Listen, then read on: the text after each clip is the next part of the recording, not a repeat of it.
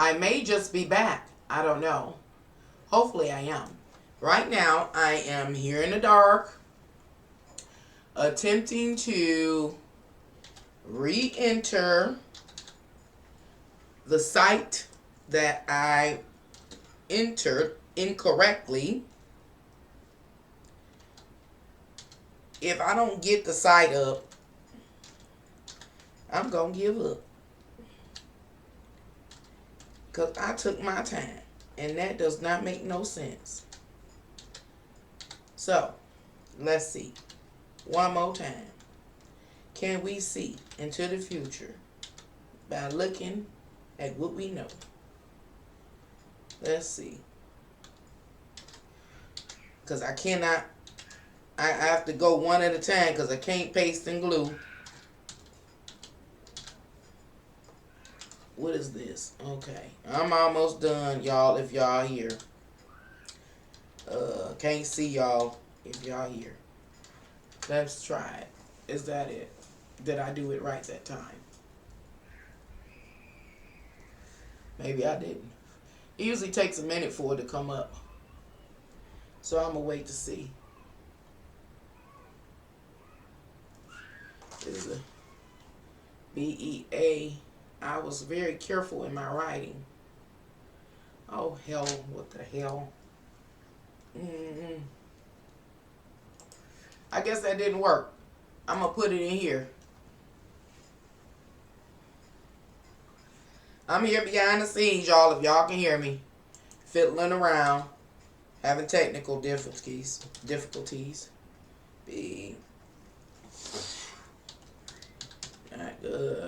Backslash EVS backslash 2019 backslash 05. Did I put that in there right? May backslash again 0519. Don't get bent out of control about it, Nancy. Budget. HDM. Let me see if I can pull it. Maybe I have. Maybe I have to have the site. I don't know. Measuring the digital economy. Let's see. That is not what I was on. So it ain't even pulling up the same page, y'all. I'm here. I'm about to come on screen. Trying to see. See, this might be it. Let's see. No, that wasn't it either. Dirty mother suckers. For some reason, I can't pull it up. So I'm going to erase that. Come back over here. Why is this going on? Maybe I need to refresh my page.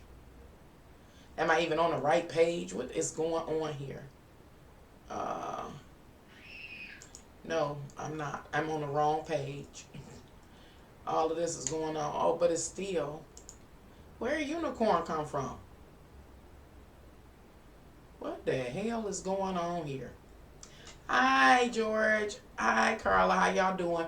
I'm going through technical difficulties. Glad to see you again, Nancy. If we can call it that, what happens now. If we can call it, that's what happened now. That's what we can call it. I apologize, y'all, for the technical difficulties. I wanted to show you some information. Because I was talking about how in this new paradigm, we're going to be moving to try to get rich, actually self-sufficient, or be dying trying. And talking about what that means. Hello, what time is it where you are? It is 12 midnight, 12:11. And baby popped up about 30 minutes ago and started acting the fool. Don't want to go back to sleep at 12 o'clock midnight. And that's what threw me all off. I done called myself getting prepared. I took my cold medicine right before I started everything. So let's see if I can talk about. I don't know why I typed in the page that I wanted to pull back up, but it's not pulling back up the page that I typed, the address. And because this address is the and I should be able to just pull it up because I don't even see it. Oh, maybe this is it. Translation of the fiscal 2020 federal. Is this it? Oh gosh, no, I don't want that. Yeah, this is it. This is it right here. Okay. I don't know why. I'm going to try one more time, y'all, because let me see if I can move this down because they making me mad. I'm going to try one more time, so we going into the dock. Y'all going into the dock. I'm going to be typing. I'm back here, though, y'all. You know, when I come on, I just be trying to share. And so, hey, learn how to use technology effectively in a way that can be helpful to us, eye-opening to us. That be my goal. So I'm learning with y'all as I'm trying to share. Let's see. And I wait to nighttime. I always have. But my family are night walkers. We don't usually sleep a long time. Okay, I'm going to try this. If it doesn't come up, that means that it just won't allow it to come up in this. Oh, it came up this time. Hopefully y'all can see it. All right, let's see. All right, let's lock it in place. We on the move, y'all. We on the move. I'm going to do this. I wonder if I come back here. We on the move. Oh, get rich or die trying. Right now, what am I about to share with you, ladies and gentlemen? I'm about to share budget estimates for the year 2020. Well, it has, as you can see, this site is an official site. So this is for, I'm using it for educational purposes only, or sharing purposes only. As you can see, this is the Bureau of Economic Analysis of the U.S. Department of Commerce. Remember, the U.S. Department of Commerce is one of the subcategories under the social construct of government. And so we're looking at how the money is initially expected or anticipated to be distributed to all the various government agencies. There are 15 government departments, 15 different government departments, and there are numerous subdivisions to each of those various departments of government. And we talked about the departments of government being what? Agriculture, commerce, defense, education, energy, health and human services, homeland security, housing and urban development, veteran affairs, transportation, labor, interior, justice, treasury, and the treasury. And so, of each state, of course. And so I want to move down. I'm not trying to read all of it. I just want to go to one of the charts. I think it's chart number 6, if I'm not mistaken. Yeah. Chart number 6. You can always go to this site and check it out for yourself. We're looking at how is it the estimates of the money that may very well be distributed to each one of these departments. As you can see right here, this is important, y'all, because we're going to learn to see into the future. This is how you see into the future. Table number 6 is the budget outlays by function. What's the function? The department. National Defense, as you can see. Internal Affairs. General Science, Space and Technology. Energy. Natural Resources and Environment. Agriculture. These are all the different subdivisions under government. Transportation, did I say commerce and housing credit, community and regional development, education, training, employment, and social services.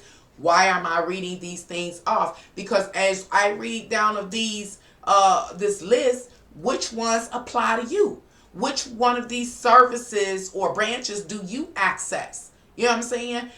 Health care, health, Medicare, income security, income security, social security, veterans benefits and services, administration of justice, general government, and then it has net interest allowance, and then the last thing is undistributed offsetting receipts. We're not going to look at that. So we're just going to look at one of these branches or departments within government. And I wanted to look at, which one was I going to look at? Agriculture. Agriculture as an example. Here's agriculture here. Yeah, they click on it, didn't do anything. But if you see agriculture, here, oh shoot. I'm trying to get it together, y'all. Table 6, remember. To the far right, it says level. First thing is level for fiscal year, and it shows 2017 through 2020. And then it jumps over and it says change from preceding year. So change from preceding year. Remember, this is billions of dollars. So under agriculture, oh, it's sitting right here, above the line. That's good right here. So it is anticipated that in 2020, the Department of Agriculture will lose $18.6 billion. $18.6 billion in the Department of Agriculture. Now, I want to do something else with y'all here. You're from Maryland? Hello, welcome in, Maryland. How are you? What time is it where you are in Maryland? So, we're looking at agriculture. We're looking at agriculture for a reason. Let me see if I can. Now, I want to talk about the Department of Agriculture. If I researched correctly, the Department of Agriculture has numerous, I'll say, subdivisions. And so I'm going to read some of them off. Did I write that site down to this one? I did. I wrote the site down. So y'all don't think I'm bullcrapping. I'm taking y'all back to the dark because I'm going to bring another website up so y'all can see what I'm saying. If you ain't got nothing else to do, ride the wave with me. So, excuse me. Hopefully I'm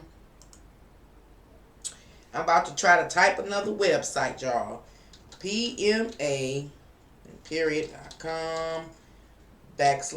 where that wavy line at? Y'all, it's gonna take me a minute to find a wavy line. I forgot what oh, there go the wavy line, y'all. There go the wavy line. I found it. MED media. /PMA. Let's see. Files. Let's see. /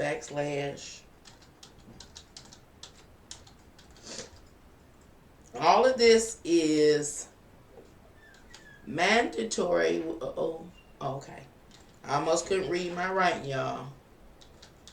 I was about to do all of that in vain. Let's see. PDF, I think, is what I'm reading.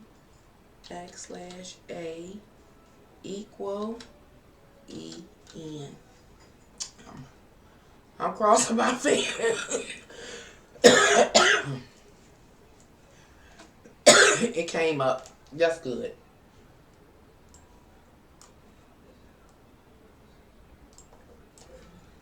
Let's lock this in place.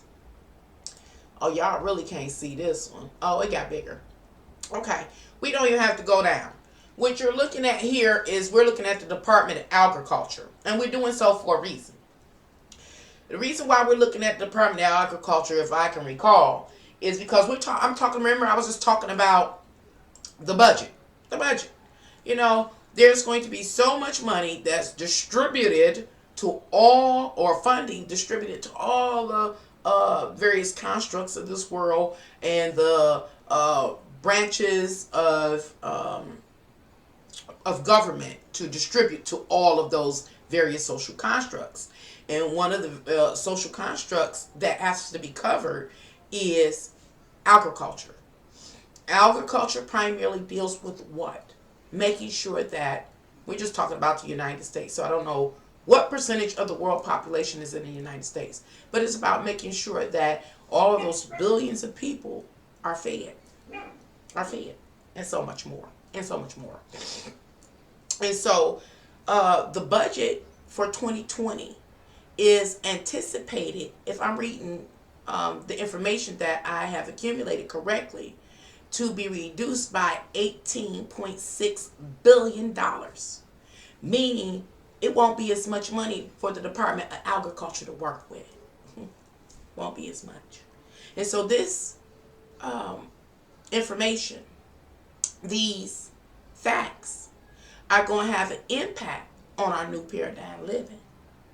So I'm going to go over to back to the other page where we'll be on the site for agriculture. Remember, these are references, web references. It should show what it's from. So we're going to just look at the top as an example.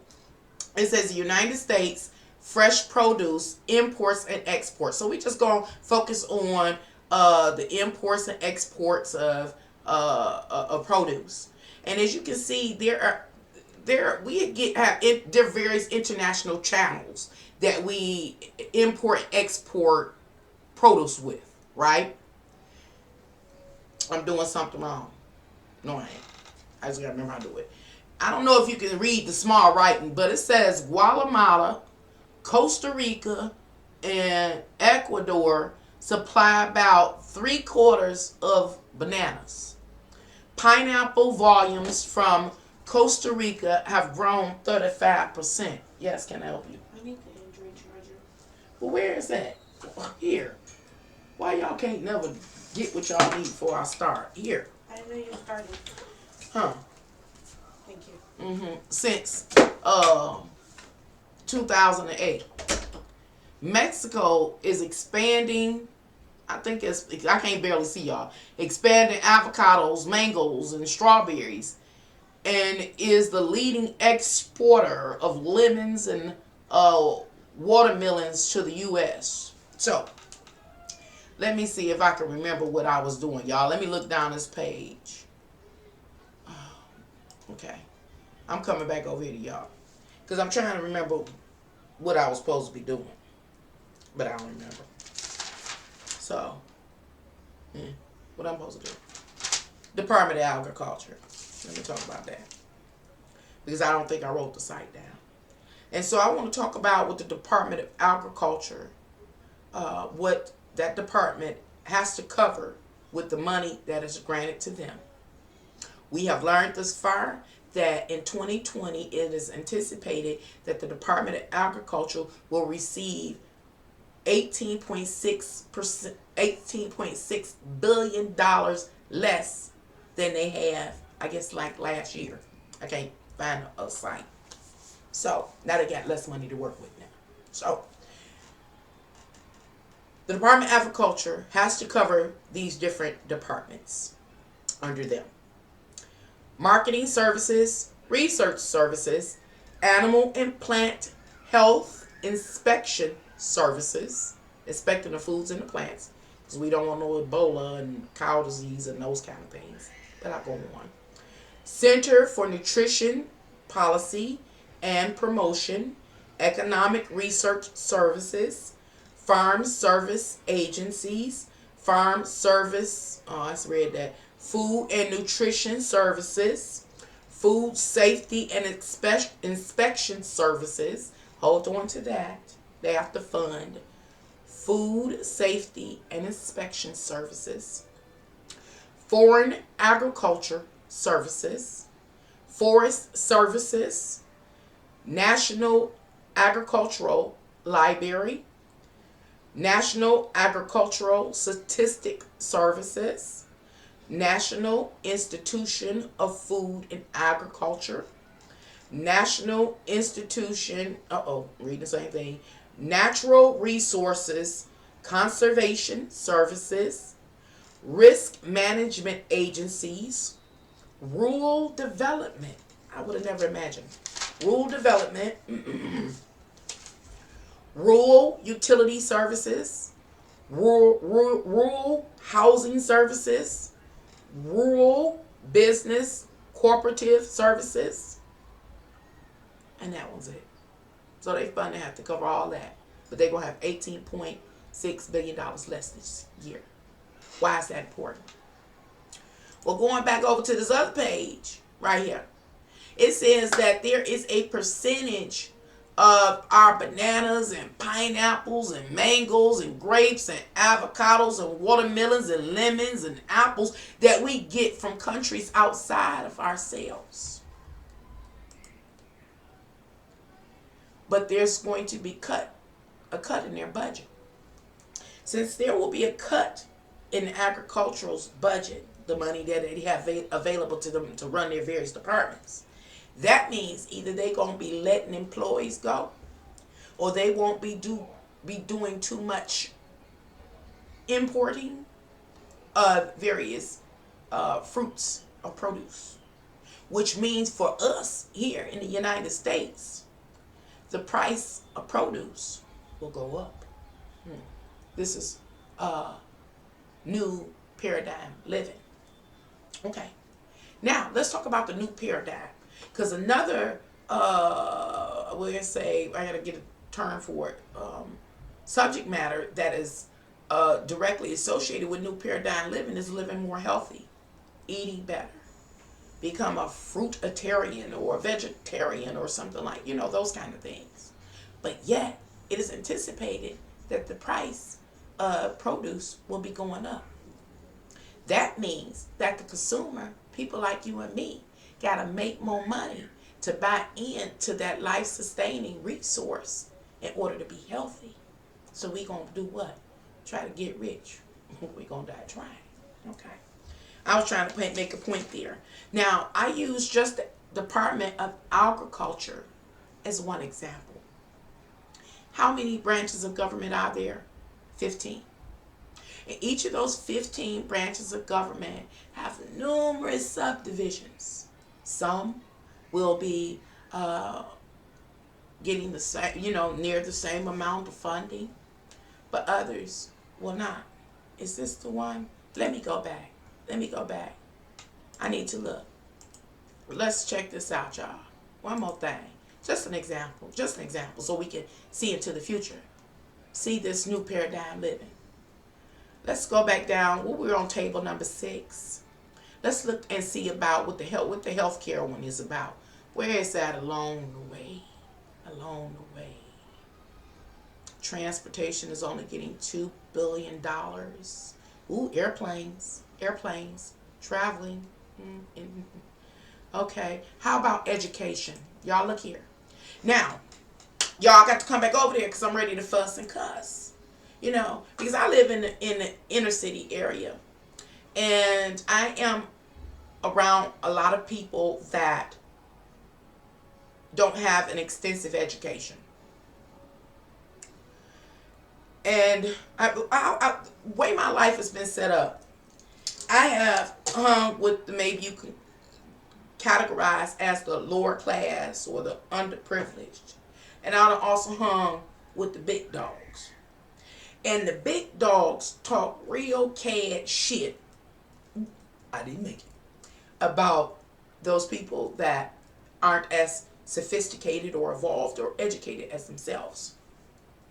They say that these people, these poor people or these underprivileged people are lazy and they're uneducated and they either get a job or they just dog them.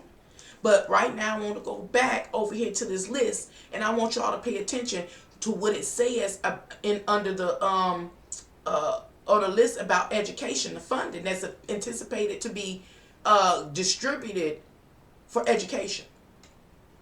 God dang, it went up. How dare they? Going back to chart 6, we know where we going now. We on the move, y'all. Number 6. Education. what does it say to the far right if I'm reading this right, y'all? No, let's come back over, right? Let's read the first column. In 2017, level for fiscal year. Remember, this is up here, billions of dollars at the top. Where you go? I'm getting mad, y'all. Education. It said $144 billion was applied to education in 2017, if I'm reading it right. Then it goes the next year, which would be 2018, $95.5 billion. Then the next year, it went 42.5. Then it went down to 12.4. Let's go all the way over to the right under education, training, employment, and social services. They are reducing the funding to this critical department by $30.2 billion. So there will be less money to educate these, what they call them, they have a particular term they use, I can't think of it, so I'll just say underprivileged. $30 billion plus is being removed from education and training. But yet our system complains that there are people that don't have an education, they lazy or whatever, good for nothing, however they want to categorize them. But yet they take $30 billion from their kitty. Okay, this is new paradigm living. So can you just imagine, now that we're in this new paradigm, the impact it's going to have upon people, especially of a school age, and their level of education and the opportunities that they will have, especially in certain demographic areas. That suggests that there will be less, extracurricular activities. That suggests that they will be, when I say they, I'm talking about the school systems, especially in certain demographic areas, will be getting rid of the liberal arts, I think it's called, like music and dancing and different forms of art, maybe even athletics and things like that, And then training programs. Not all children or young adults are made to become book smart. Some young adults are hands-on, and that's where skilled trades, are beneficial in the school system. That won't be available, or it'll be the level of availability is going to be greatly reduced, because the educational system will be getting $30 billion less. I'm going somewhere with this. I already see it in the future. Let's see. The other day, when I did my live, I was talking about how it is absolutely possible to go from, we can say, an average income, or I don't know how it's categorized, but they know I'm live and then turn the TV or music up. Who got that on? Where's my phone? Excuse me, Pearl. Pearl. Yeah, I'm about to get up and turn up. I'm about to turn up in this mother. I'm trying not to cuss. I'm trying with all my heart. I really am. I'm really trying. Because I was trying to go somewhere with this. I ain't even going to try to get rich. I'm going to fuck with. I didn't make it. Okay. What was I saying? Because I'm about to get mad, y'all. Y'all about to see me get mad for the first time for real.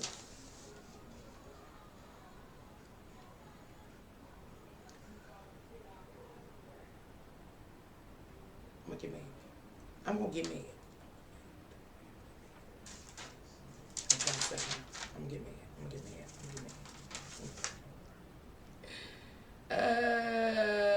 They done threw me all off. New period. I was talking about in the last live stream. Oh, it is completely possible to go from a low income, at or near the poverty level. Let's say having an income between under $20,000, I say, and becoming media famous. Media famous. And we got media models, people that have YouTube channels, and they just take off, go through the roof, and in a year's time, their income quadruples, moving them from $20,000 to $80,000 a year. And how? Excuse me, who is that?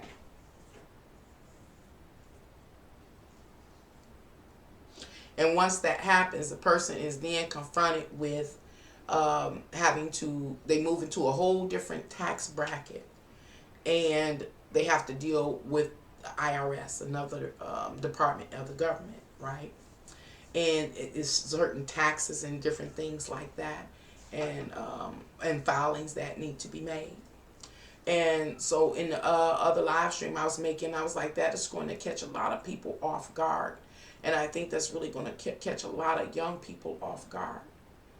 And the repercussions is what I believe is most concerning. The repercussions of, not filing, not having a accountant, because those taxes can add up and add up quickly, especially if you're a person coming from making, minimum wage, working 40 hours a week, totaling maybe, again, $18,000, $17,000 a year, and you go through the roof to $80,000, and not understanding, again, the financial repercussions that come.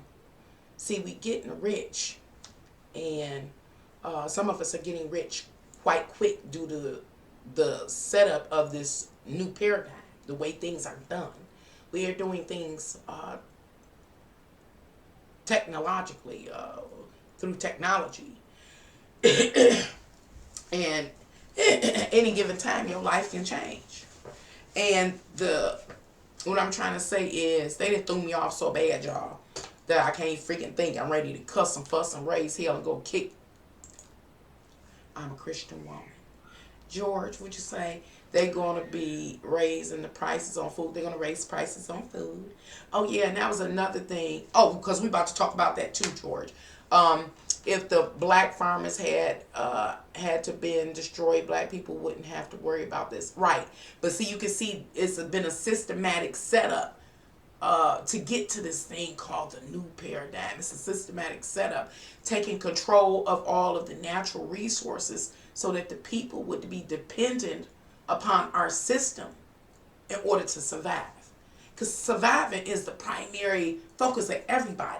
I would love a cup of coffee right now. They done upset me. So I need my smoke and I need a cup of coffee because I'm ready to fight. I'm going to fight the grandbaby. I'm going to fight my kids. They can go home. I don't need them to visit me. I'm about to set it off, y'all. And they took my phone, so I can't call. So, okay. But yeah, so it was a systematic setup. And so, like, back to the young, not just young people, but young people primarily take advantage of the opportunities that are set before them that are normal or common to their generation. And so becoming media famous is that avenue, that kind of thing. Some people becoming a rapper, it's that thing that can take you from poverty, from rags to riches, I'll say, from rags to riches. And not having the awareness or the knowledge about what one is moving into. And they done threw me so far off, I'm gone. The young generation. And even some older folks as well. But the younger generation. This is one of another systematic setups that our system set up for them. So the new paradigm is been constructed. You know how they say the children are our future?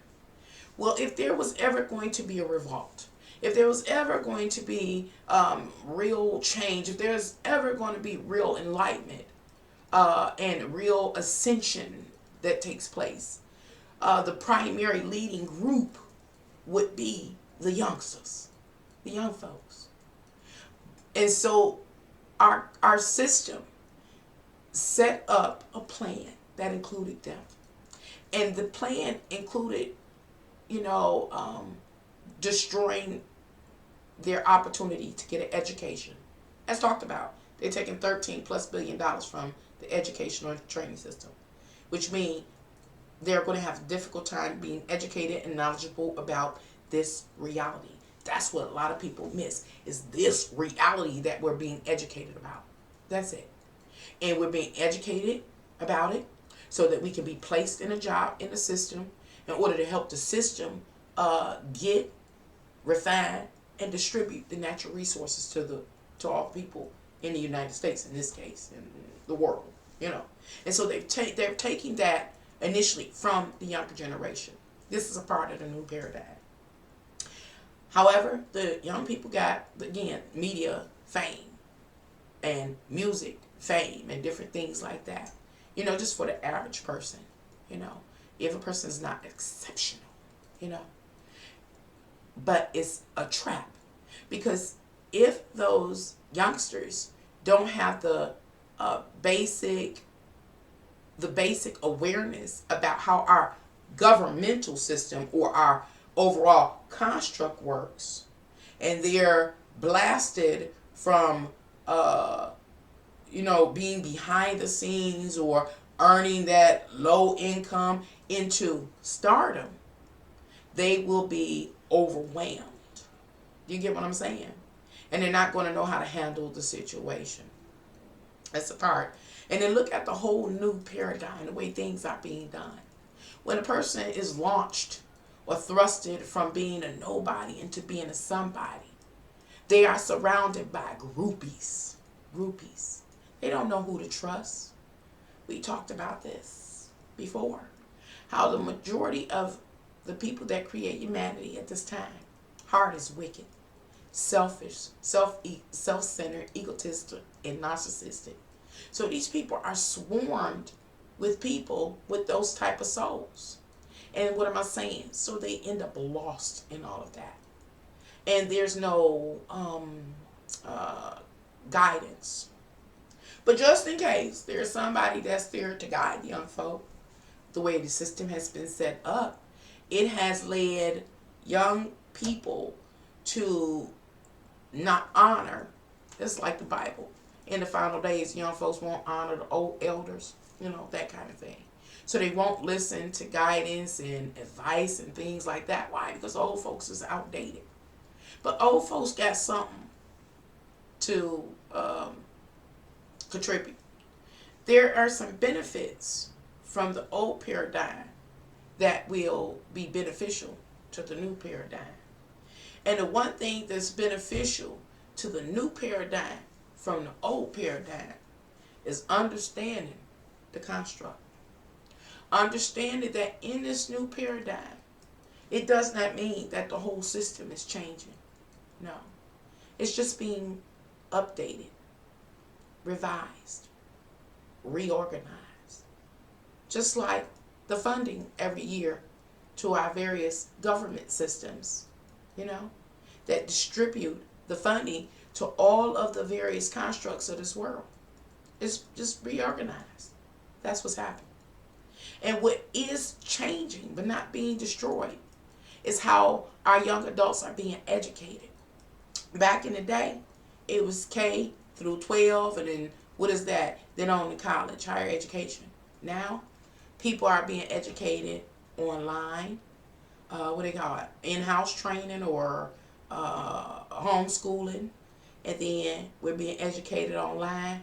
You come here on YouTube and get so much information, it's ridiculous. But are you getting the right information? Are you getting practical information? Practical information that you can apply to your life and come out ahead and provide all your physical, worldly wants, needs, and desires. See, that's the difference between the old paradigm and the new paradigm. What's the difference between the old paradigm and the new paradigm is how we interact with each other. that branch of knowledge called sociology is changed. Like we talked about gender, you know, naturally there are only two genders, but due to the shifts that had taken place socially, there were, when we studied it, about 9 different gender possibilities, you know. That is a difference or a transition from the old paradigm into the new paradigm.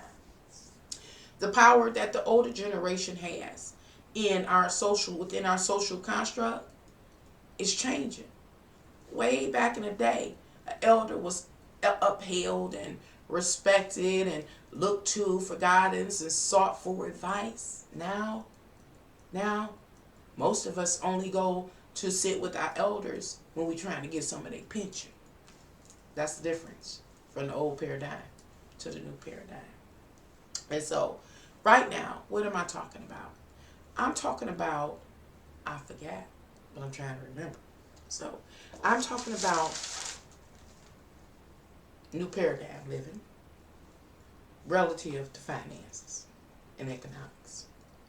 One thing we know, we can predict that in 2020, I think as George said, the price of food is going to go up, with a primary focus on produce. The next thing for 2020 is that there are going to be less children educated in 2020. And it's all a part of a systematic plan. Another thing that we are predicting is that these media famous people are going to end up having major tax issues and concerns. Let's see. This is all a part of the new paradigm living.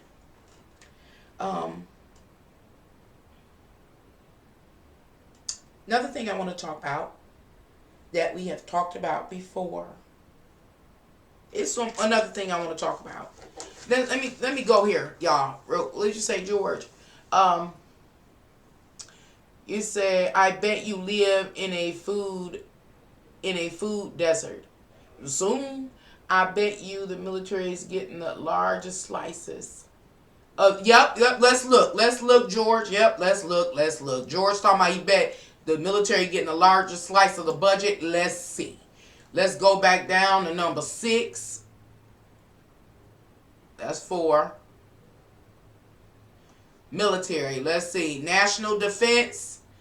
Woo! What's this? In 2017, they got $598.7 billion. Am I reading that right? But okay, now it's down to $53.3 billion.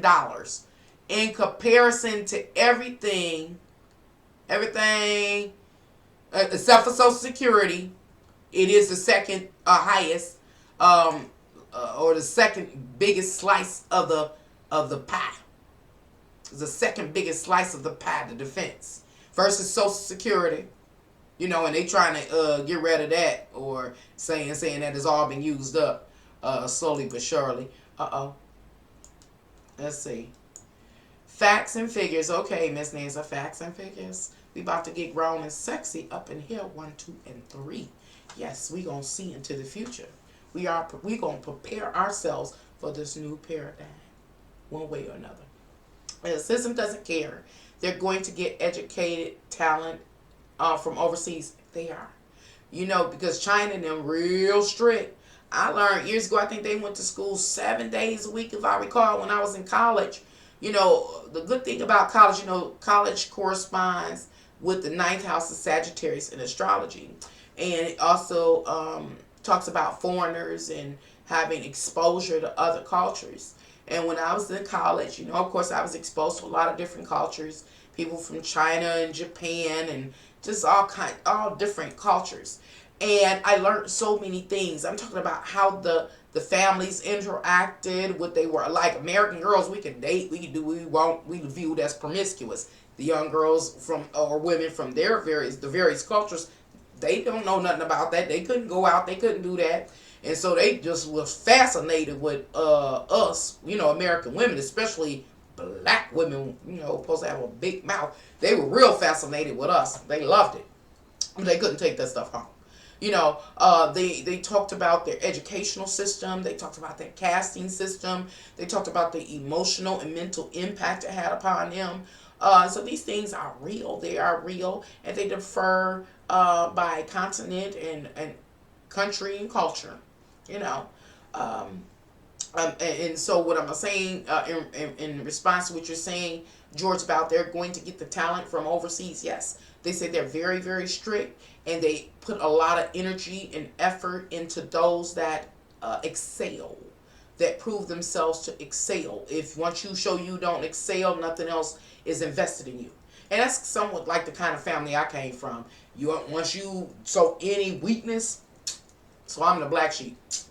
I showed weakness. It was over, and so I understood what they were what was saying, and then they would be typecasted. They typecasted socially for the rest of their life. They were afraid, to fail, because they say they were abused and black sheep and outcasted and all kind of things like that. So, excuse me. American doesn't want educated people who know their rights and the person hiding behind the curtains controlling things. Yeah, I have a problem with that right there, George, that there are rights. And I don't want to go into detail. I don't want to get flagged on here. I don't need my channel to go 100 anymore. But that's a concern that I have that really irritates me, is that rights are not upheld for all. For all. Um, they want to mimic what they had back in old Europe, the arrogant, ignorant peasants and the wealthy, educated upper class or the aristocrats. Facts and okay. The government has figured out another way to get more money out of us. They want you to buy this thing called a real ID that not needed. They just want it. Yes. And of course, they're going to promote it as it's more safe for us and things like that. Um, Everybody all together just refuse the real ID. Tell your friends, just refuse it. Um, you know, Another thing I want to talk about is I wanted to talk about commodities. I talked about it a little bit. Commodities. Oh, I definitely have to go to this site, y'all. I got to go to this site. But I first want you to meditate on something. I should have been showed you these couple of images. I want you to meditate on them. You think about it. Get rich or die trying. Why are we trying so desperately to get rich and die trying? Here's the answer. Here's the answer.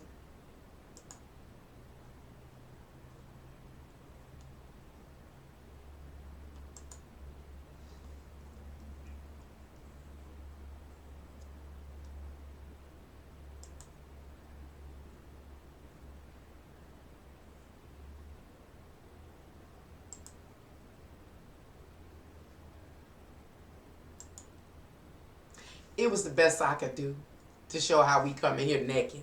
No, naked. We don't have nothing. We don't have anything to safeguard us from the rain. We don't have anything to safeguard us from the wild animals, the beasts, the hot, the cold, the dry, the wet. And so over all of these years, all of these centuries that human beings have been upon this earth, we have evolved. We have houses now. We have what do they call it? Environmental controls. We have fabulous clothes. We got gym shoes that we like we walking on a cloud. We have evolved. We're no longer. Let me go back. We're no longer here. We're no longer in the cold, just totally bare, exposed to the white polar bears and the cold, choppy waters. We have evolved. We no longer have to be out in the rain or the icicle or frigid weather, just butt naked, afraid and alone. No, we got heat. We got central air. We got central air. Could you imagine being in the desert butt naked with nothing? No car? Do you know how hot the sand would be? At 120 degrees, you could barely breathe. So we have evolved. We have greatly evolved.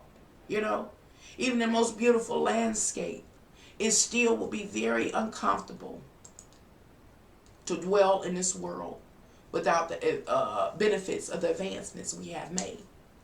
And now, back in the day, we each worked together in order to do what was necessary to help us sustain our lives. But now, we're at this place where we can jump in our car, go to the mall, and we get a whole new wardrobe. We can have central air put in. We live in a good life. But it costs to maintain these things because we personally are not going to do the work to cover everything. When I say everything, I mean person used to have to build a house. They have to go hunt and gather. You know what I'm saying? They had to kill a chicken, snap his neck, pluck his feathers, go kill the bison, make the fire, tote it on their back, bounce it on their head. They had to deal with the various seasons, the weather. They had to keep migrating depending on what's going to happen in that area. They had to learn the foods. It was so much to do. We don't do none of that no more. And since we don't do none of that no more, we just buy it. We just buy it now. We focus on one area. We focus on one area.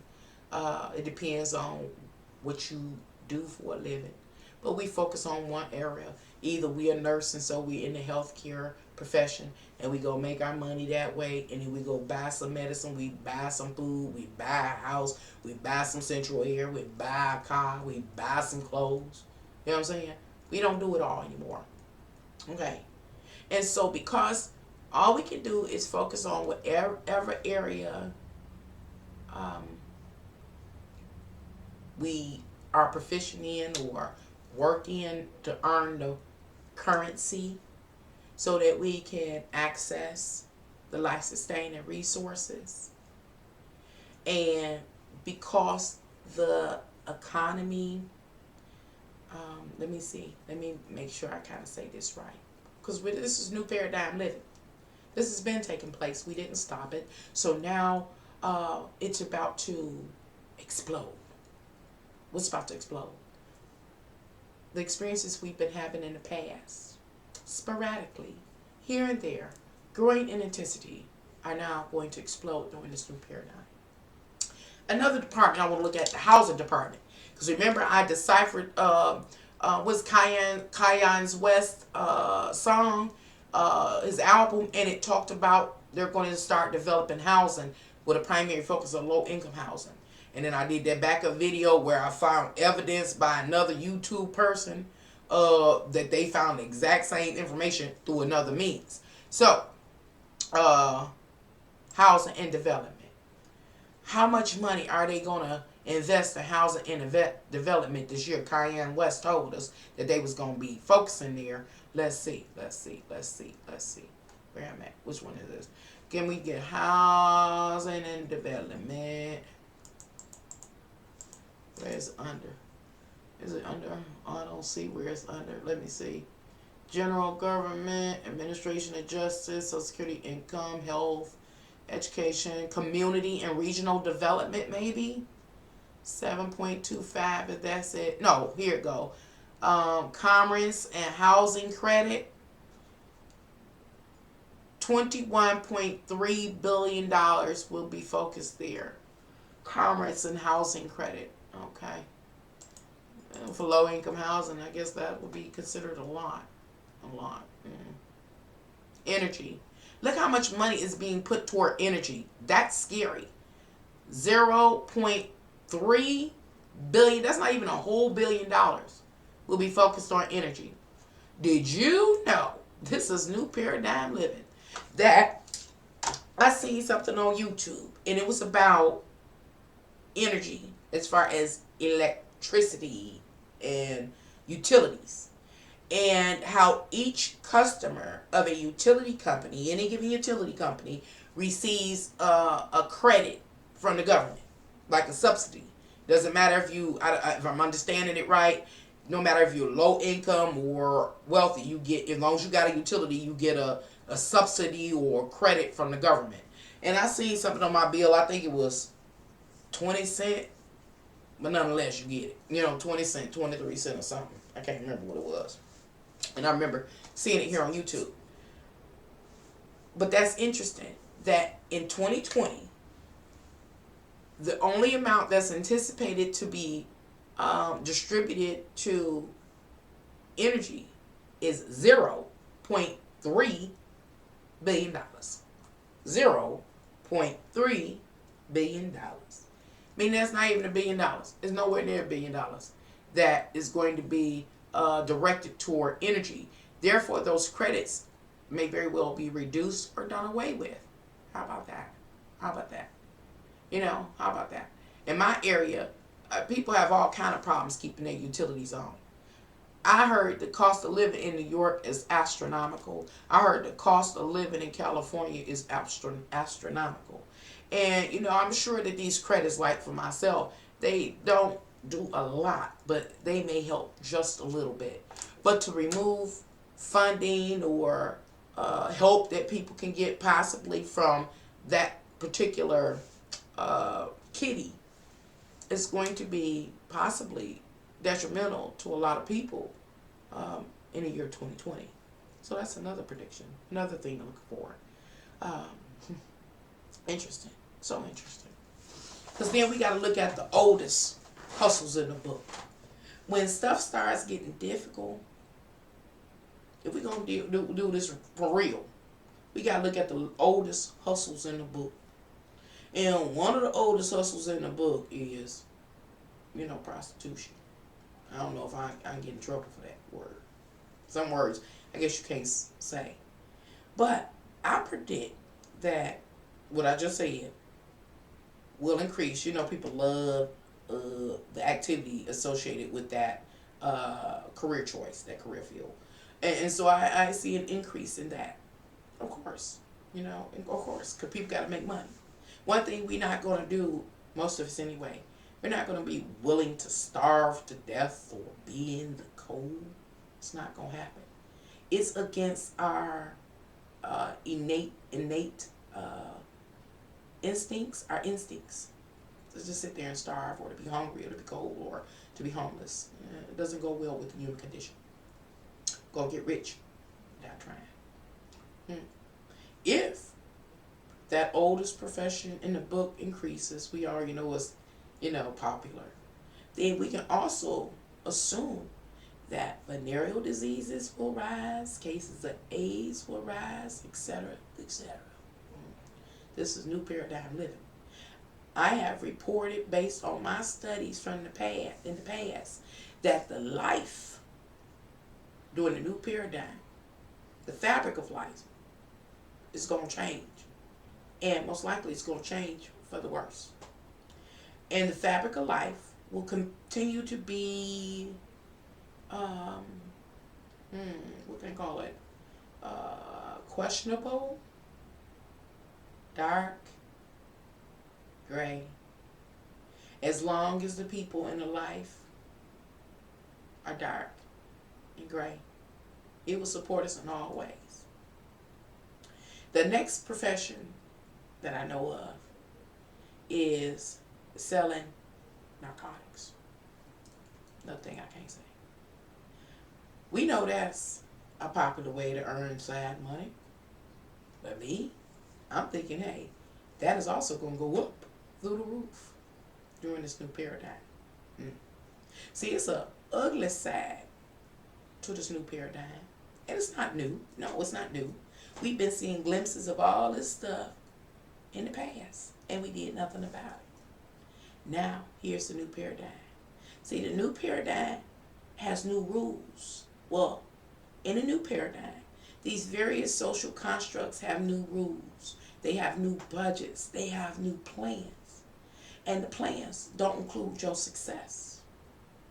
We have been learning that the rules and plans in this new paradigm uphold big business and corporations. That is true. Wow, they setting us up to keep trying to get rich. It ain't about getting rich. I knew I couldn't use the word wealthy because though none of us have no natural resources, and that's what we're about to go into in a minute, but not yet. So most of us ain't wealthy. So I said I use the word rich because some of us can get rich. We get internet famous. We get rich. We sing, we rap, we work hard, we save our money, we get our hustle on. Some of us get rich. But the large portion of the population is just like making it. That's one thing I want to talk about. The bare essentials.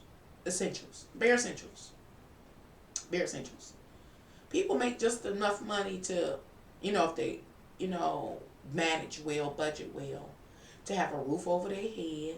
I always talk about this, y'all, because this is the kind of stuff I'm seeing.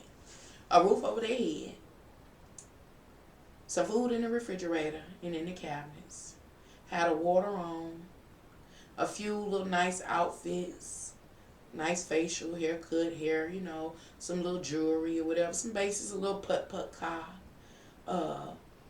maybe a part of a club, go to a show or movie or whatever you do to entertain yourself. That's the primary basics that most people have. But and then, the medical and stuff like that, and dental, we do those things. But there are some people, those basics, they barely have. They're barely holding on to.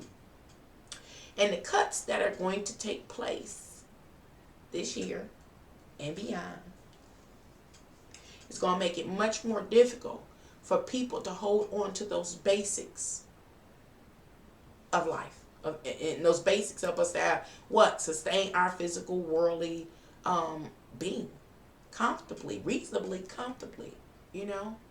Those things are going to be challenged. Is this new? The answer is no. It's been going on. We've been getting glimpses of it. We didn't care. We didn't care. Coming out the lioness era, we became very egotistical, self-centered, didn't care about nobody else. Now, it is out of hand. Things that are taking place is, like I talk about it all the time, the government shutdown was intentional. It was to make the government employees, because that's one of the guaranteed jobs, places that you can work, your job is most likely guaranteed. Excuse me, y'all. They're making them people susceptible to them or submissive to them. They're going to do their job. They're going to push their buttons. They're going to do what they're going to do, are required to do, because they don't never want to have a day of poverty. They ain't never got a word of poverty. And so what am I saying? Oh, y'all, I took the medicine, but my cold coming back on. These things that I talk about. I know I'm jumping all over the place. But what impact are they going to have on you? What impact is it going to have on you if you're a parent and you have children in the school system? And the school system is cut by $30 billion plus dollars. I know when I came up through the school, we didn't even have toilet tissue.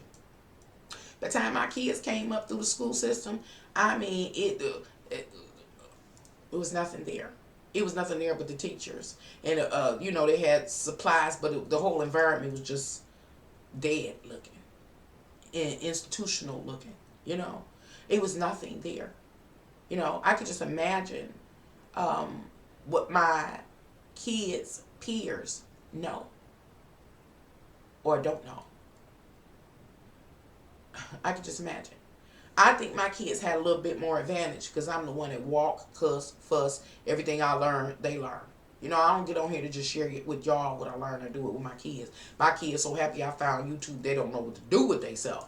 Like, don't let her talk to me. You know what I'm saying? So, but a lot of young people in my environment, their parents, again, I talk about all the time, was on drugs and alcohol, preoccupied with, love issues, money issues, going to work 40, 50, 60 hours a week, and didn't have time to homeschool their kids or sit with them. So I'm not saying they were bad parents, but they may have been preoccupied, with other things. And so, as I'd have been in the schools where the teachers, I'd have walked in the classroom, because even when my kids was in high school, I was still popping up at the school. They couldn't stand me. But I walked in on teachers sitting up at the desk, they literally legs up on the desk reading.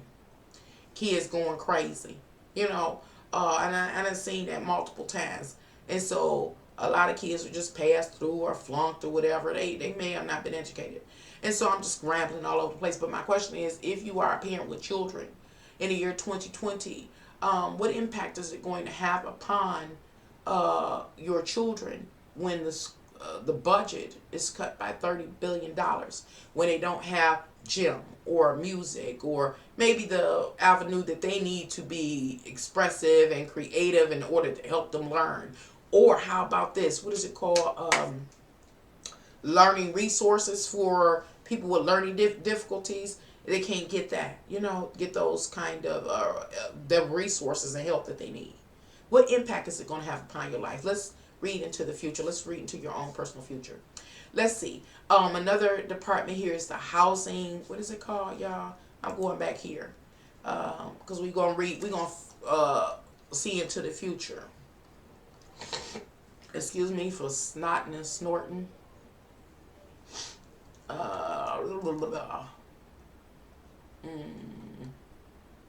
Let's see. Wow.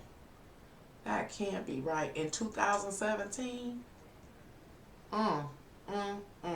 Wow. Got to be looking at something. That's scary. See, there's some truths about stuff I know that I can't say here. I can't even say it on here. National defense, international energy. We talked about energy, net agriculture. We talked about agriculture. I guess I'm just use this as an example. Oh my God, golly, I'm not sure.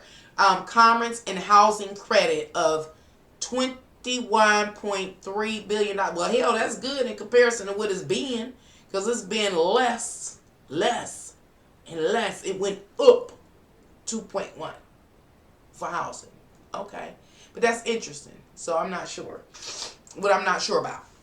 What I'm not sure about is what I'm actually reading on the chart. I would have to do it in my private time, but so I'm talking about hypothetically case scenario, talking about the housing development, housing, urban, what is it called? Urban housing and development.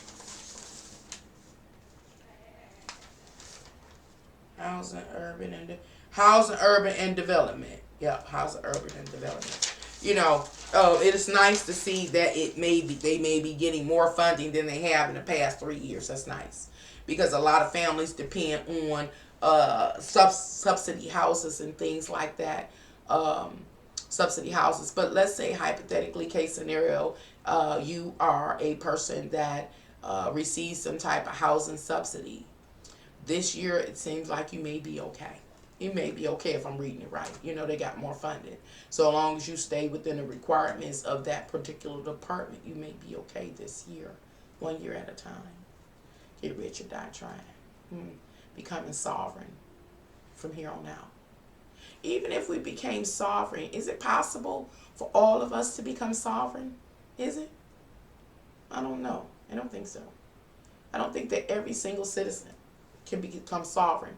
As far as being their own business person, being an entrepreneur, being a seller. Oh, let me stop. Because it's this call to be sovereign now, to be so self-sufficient, to be your own boss, to be an entrepreneur, people have to have something to be an entrepreneur of or to sell. And the other day I made a live stream talking about people that are selling different potions and elixirs and just and really pushing and promoting, health, health formulas, vitamins and minerals. Actually, if you didn't see it, to watch the video, it's called, I think, Health and Wellness and the New Age or something like that, where I was talking about, possible. I'm gonna make another prediction. I don't know if it's gonna be so. We're gonna see. We'll see by the end of the year if we get any information on this. Is, like I said in that particular live stream, if people are buying and consuming these various elixirs and things, health potions and things like that, it is possible, if I'm understanding how our physical system works, that people could be running themselves into unnecessary health challenges, issues. Like I was talking about in that video, to having too much iron, it has effect. Or having too much vitamin D. Or having too much of this. Or having too much of that. It's what? Our labs, our blood labs have to be in a particular range. And so I predict that if this trend continues, which it most likely will, because we're being compelled to be sellers and entrepreneurs and things like that. And that's one of the products that people are selling. You know, it's easy to mix something up, to find a chemist or a lab to mix some stuff up to sell. You know what I'm saying? Promote it with a nice smile. You know, fitness standards of acceptance. They sell. But the people are so unaware that they will be having unnecessary health issues that they're going to have to deal with. So I suggest that would be the first thing a person looks at if they run into any unforeseen issues in their life, you know, and especially in this upcoming year. Let's see. It was something else I want to talk about. Commodities. Commodities. Now, I got to take y'all to this site. You know, I got to take y'all to this site. We live in a very capitalistic world. Very capitalistic. Where is that? I want to talk about commodities. We talked about this before. Of course, this whole thing is a mess. Oh, I do want to state this for the record. The 2020 budget, the overall budget, is estimated to be $207.1 billion. $207.1 billion that would be distributed throughout in order to sustain our whole social construct here in the United States. Now, it doesn't seem like a lot of money. It was something else I want to talk about. But I do want to talk about... Oh, Lord. Yes. Sorry. Hand that here. Hand him here. Where's my lighter? Give me my lighter. I don't know where I was. Find my lighter. Don't. Find my lighter. Don't. No, I don't. Oh, I got it. Okay. Well, they done made me mad. Y'all, I'm about to take my advice. They done got on my nerves. It is what time? The baby, she done went to sleep. They going home. I'm putting everybody out tomorrow, y'all. I'm cussing. I didn't make it. It's 1:19. Okay, I went over that, but so the prices are going to go up. Oh, here go the commodities. I hope I wrote this channel down, y'all. I just want to talk about commodities. I really have fun with this. I'm going to go into detail with this. I am not promoting smoking cigarettes. Ooh, but I'm going to smoke this cigarette. So, hope y'all. Okay, y'all. I'm about to go over here and do this other site. So y'all know it's gonna take a minute. I threw y'all into the void. Let's see. I gotta remember. Okay. They threw me off so bad. All right. I appreciate y'all patience. Please like, share. And if you haven't already subscribed, click the bell. Oh, shoot. Is that right? Yeah, that's right. Click the bell so you'll be notified when I upload a video and or go live. If you're interested in ordering your own personal tarot reading, just contact me at my email. My email is canangelsfly1@gmail.com. If you're interested in submitting any financial support, all you have to do is, oh shoot, I did not cuss, is contact me at my email. Did I say that? No, you can contact me at my email if you want to give me a financial gift, and I'll send you a PayPal invoice, or you can cash at me at $CanAngelsFlyTarot. Okay, let's see how this go. They got on my nerves, y'all. What are we looking at? Remember, this site here that I'm sharing, I don't own the rights to nothing. I haven't written anything. I'm using it for, educational purposes only. Hopefully it's under the Free Use Agreement Act. I don't know. We'll find out, won't we? I will find out. And as you can see, it says the balance. U.S. markets, commodity markets, y'all. What is real wealth? Most of us don't have wealth. So right now, we're really going to be talking about wealth. Maybe there's another part we'll be talking about, which is acquiring riches. There's a difference between wealth and acquiring riches. I don't know how I'm going to articulate this. Just ride the wave with me. So we're about to go back over here to this site that I'm sharing. And I'm just going to read. It'll make it make sense when I read. It says what a commodity is and how its trading market works. We're not going to read about the trading market part, but we're going to find out what a commodity is. Because most of us don't know what's important and what's not important. Commodities are hard assets ranging from wheat to gold to oil. The U.S. Department defines commodities in the 1936 Commodity Exchange Act. The act covers trading in agricultural and natural resource commodities. Although the act treats financial products like commodities, what did I say? Although the act treats financial products, we got to look up what is financial products, probably at another time. Financial products, they treat them like commodities. It does not consider them as commodities. The act also bans trade in onions as a commodity, as per the 1958 Public Law 85-839 in abbreviations, parentheses. What's this is? 7 United States Code or something, U.S.D. 13-1. Let's see.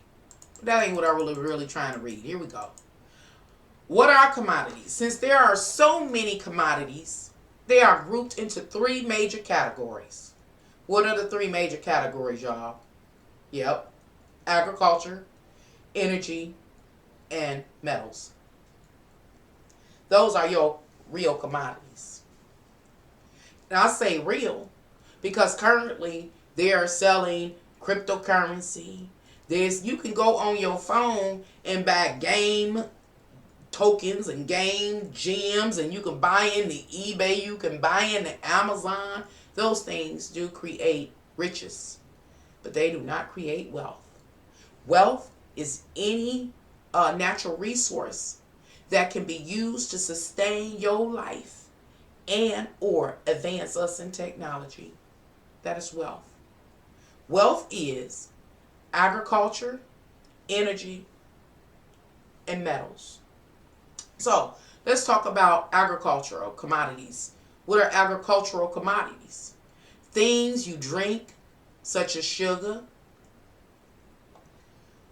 cocoa, coffee, and orange juice. You only got a little bit of that, I'm sure.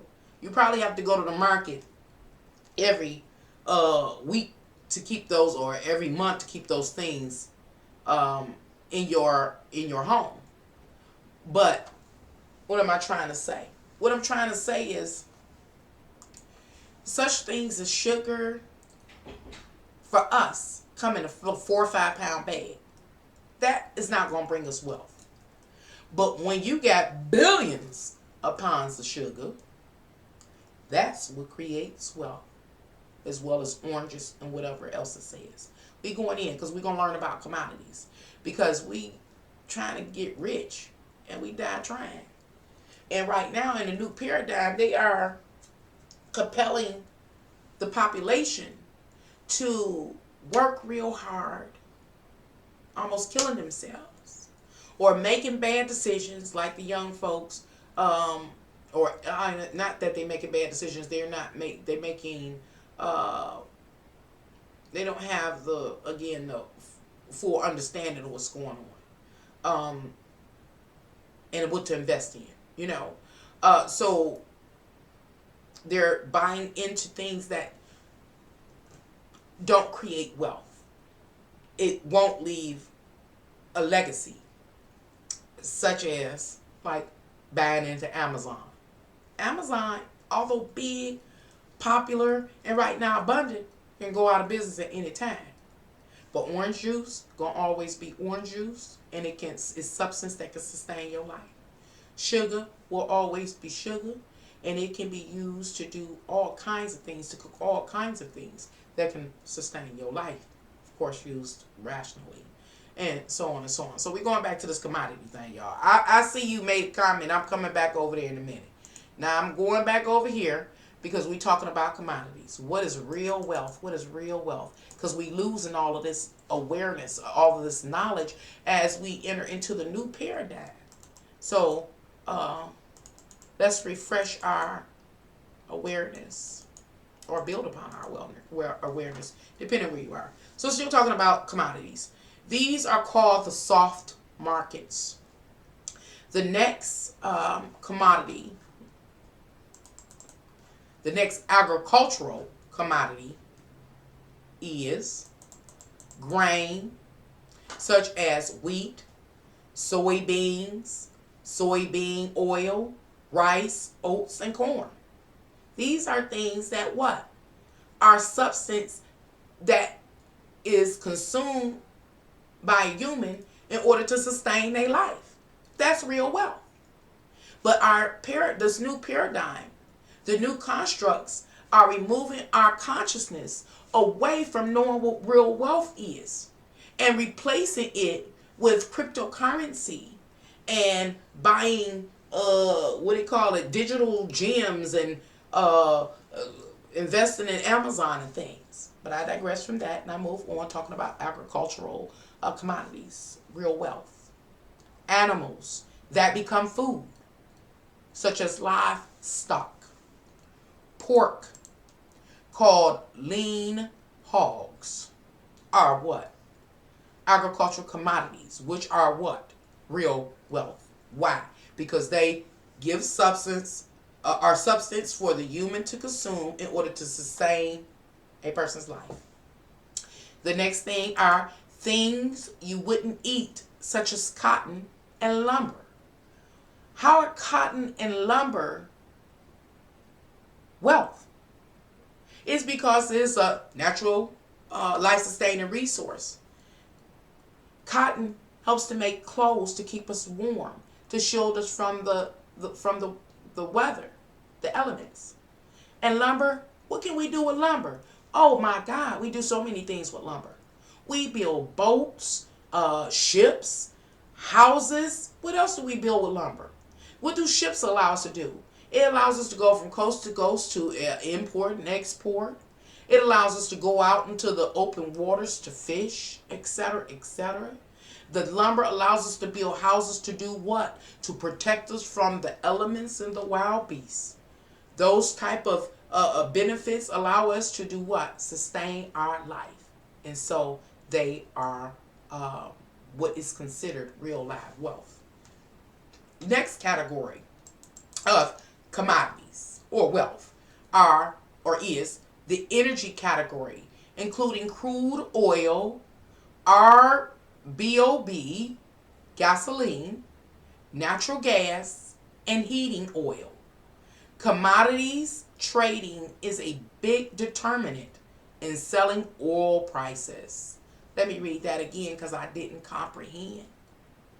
Commodities trading is a big determinant in setting oil prices. What that look like in this real life world? It's like U.S. trying to trade with Saudi Arabia or Iran or whoever got the oil. That's what it looked like when they say commodities trading is a big determinant in setting oil prices. So if U.S. is successfully able to trade with Saudi Arabia for whatever Saudi Arabia want, we get some oil and it's no problem and we get a reasonable, bargain, then oil prices go down. But if the U.S. go beefing with Saudi Arabia, whoever they're trying to get oil from, and it make it harder. We have to go to war or whatever the case may be, or they charge us a sky high rate, then guess what? The oil prices go up. The next commodity, which is real wealth, is metals, included mined commodities such as gold, copper, silver, and platinum. It says the London Metal Exchange announced it would launch future contracts for metals used in batteries starting in 2019. I'm happy they added that piece right there. Wow, I think that's cool for them to add that piece of information about launching contracts for metals used in batteries. Because it's telling you why these mined metals are wealth. It is because they can be used in our technology. Our technology is supposed to be, and it does, help to sustain our life. Like cooling systems, heating systems. All these things use different, these various metals of gold and copper and silver and platinum. Watches and TVs and flat screens and all these things. Metal work for the mouth, all these kind of things. These are life-sustaining resources. It was one other thing I want to talk about. One more thing. Did it cover it? No, that wasn't it. Okay. I'm going to let it go. Okay, how do I get back to y'all? Right here. Right here. What am I talking about? I'm talking about new paradigm living. New paradigm living. And what's occurring in this new paradigm is that men and women, people, our consciousness is being manipulated. It's being manipulated in a way that we don't know what real wealth is anymore. No, we don't. And with a primary focus on the younger generation, because what? The younger generation are the future. It's being washed away from their consciousness. Many young adults will not be aware and are not aware what real wealth is. I just showed you what real wealth is. What real wealth is. And there are the natural resources, these commodities that are traded, imported and exported and traded amongst countries. You know? That's what a wealth is. What we have access to is abilities to get rich. You know, whether we're able to work really, really hard till we're almost dead and save up and be very strict and rigid, you know, and a disciplined Saturn stuff, and stack some money up and draw some interest and make some good investments. You have a chance to get rich. Can't take none of it with you, though. And then there's always Uncle Sam there. And then now the new generation gets to do what? They get to get media famous and go from rags to riches overnight. But none of it can you take it with you, and most of those things will not be a legacy to their children. Why? Because Uncle Sam gonna have their hands in on it first. Because most of those people won't have applied, submitted the right documentation, or done their necessary tax work, or paid the necessary taxes and things like that. And so all of these things are important to be aware of as we move into the new paradigm, because they're going to affect us all one way or another. They're going to affect our relationships, our homes, our families, and different things like that. And so I want to read the chat, and I wanted to cover one more thing. Sorry that there was no order to this live stream. I was trying to share, but you say, what would the fabric consist of? Ooh, that's a deep one. I've started going into that. 1, 2, 3, the fabric of life. Number one, the fabric of life. Just focusing on I did a video covering masculinity and femininity. These are like natural laws, or God-given laws, or the absolute laws.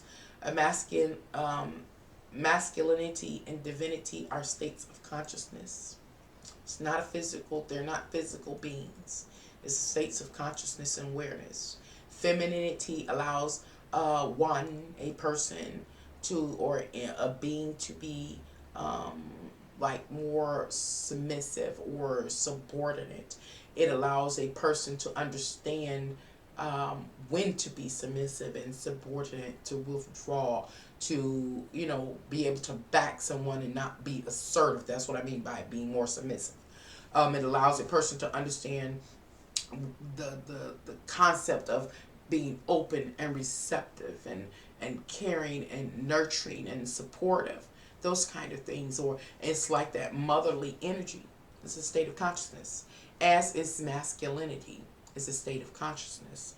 And during this new paradigm, that those states of consciousness are being misconstrued and or distorted. They are being closely associated with sexuality, and sexuality itself has been distorted.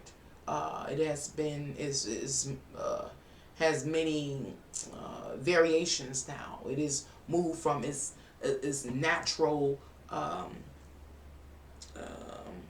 they say natural, how it's naturally been defined, I'll say. But I'll have to go into that separately. And so the fabric of life, when I say that the fabric of life will support humanity.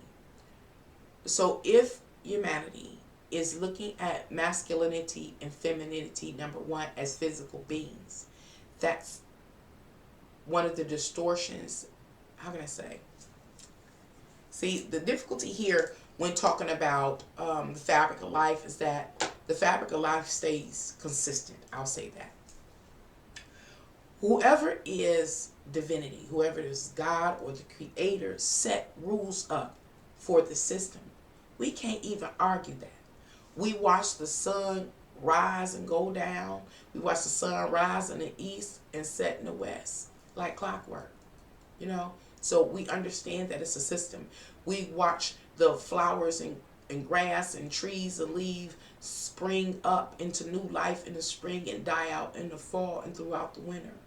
So there's various systems. There are various laws. We understand through magnets. There's the law of attraction, and why does the law of attraction exist is because each has something to offer to the other. So they draw to each other. And so what am I talking about? I'm talking about these natural or universal laws that exist. They are absolute, meaning they won't change. So the fabric of life, how can I say it? Since divinity has already made these laws, they're not going to change no matter what we do. If we, humanity, goes against the established or the absolute, there will be this like conflicting energy that will exist. An example.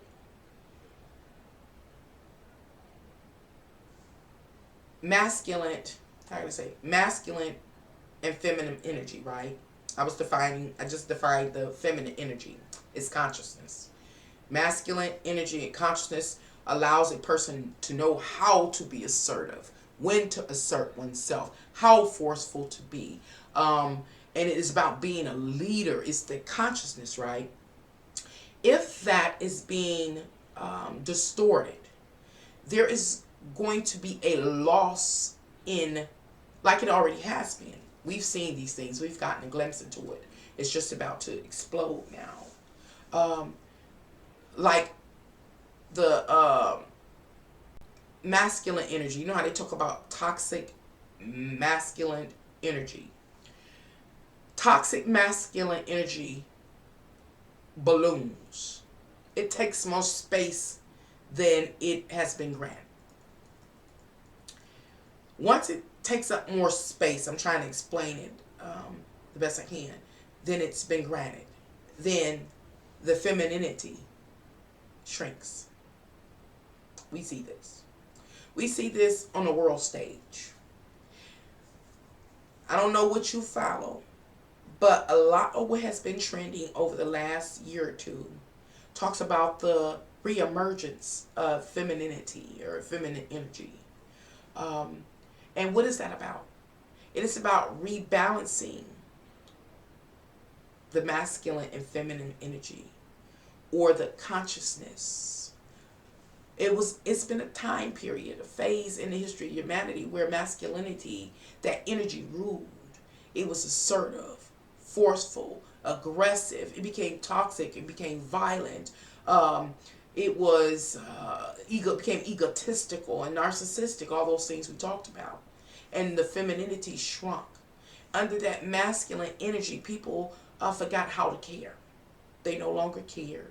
Became very, again, self-centered, self-focused, capitalistic, materialistic. The feminine energy shrinks. At this point in time, femininity is on the emergence to come back, to expand.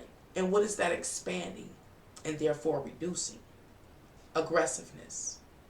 Because the feminine energy is more sensitive.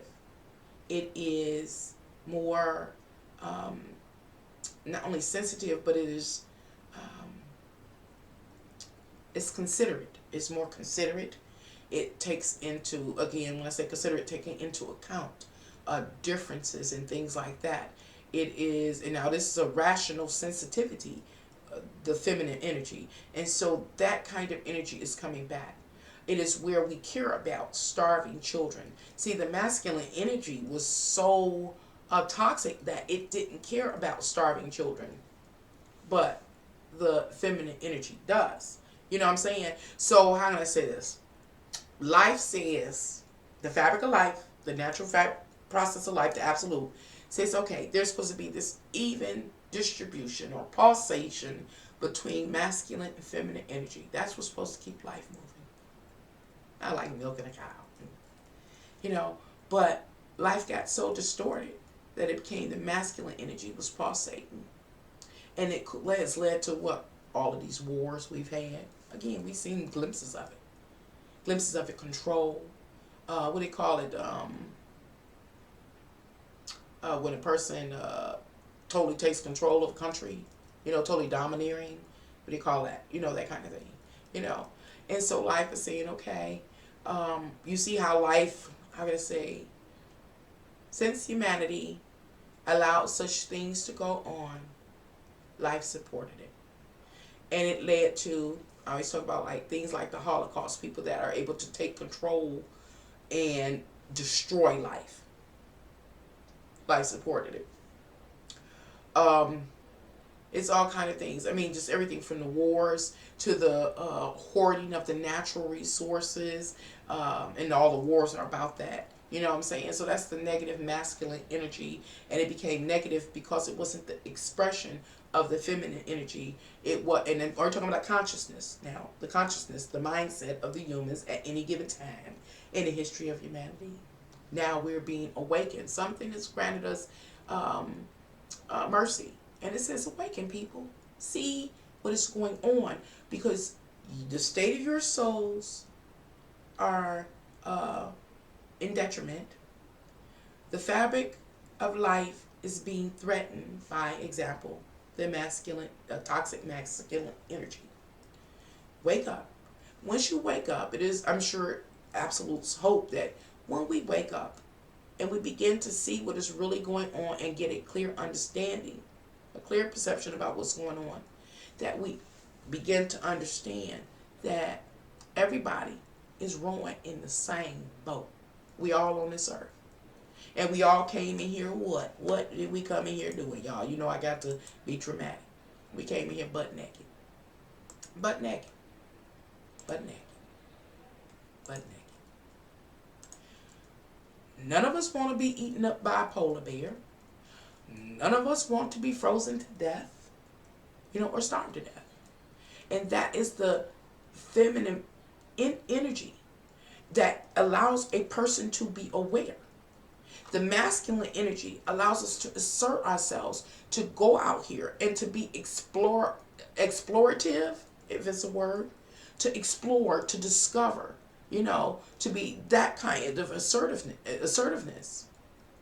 The feminine energy allows us to understand that we must distribute all of the findings that we have discovered and the technological advancements that we make and all of the natural resources that we acquire to all the people of the world.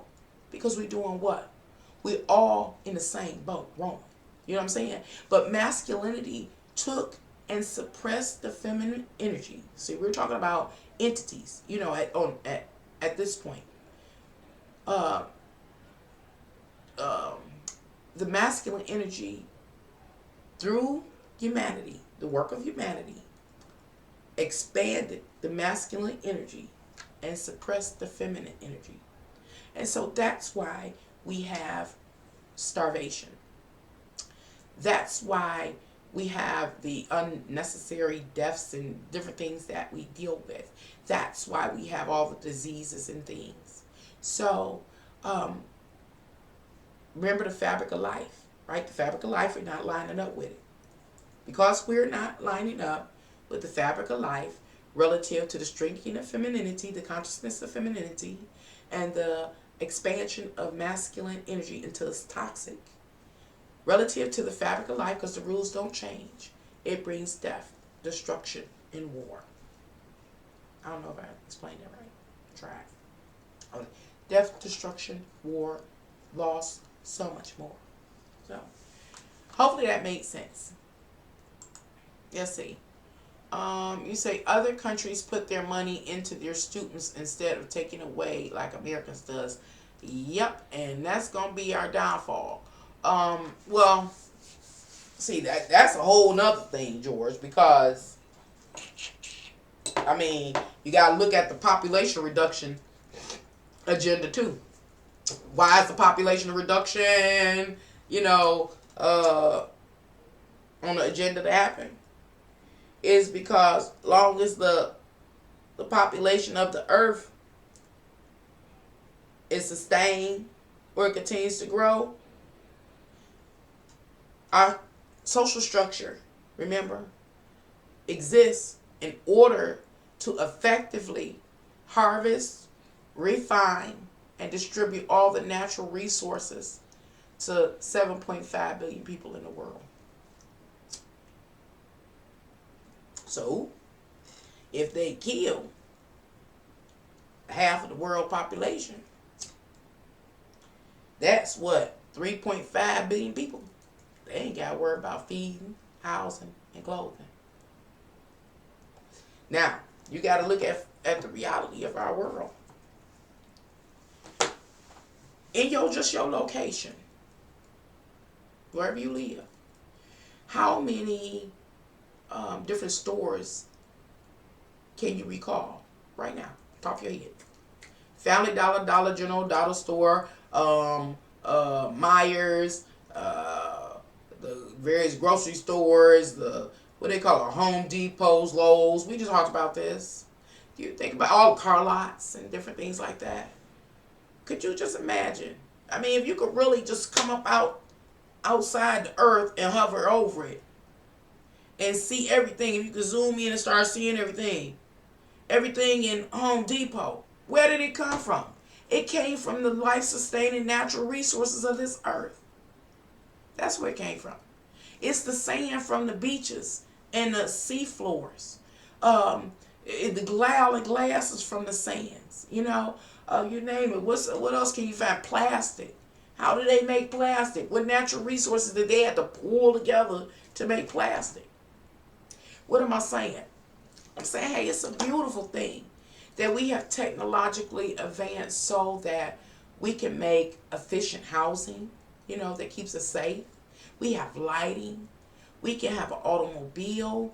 We can have refrigeration.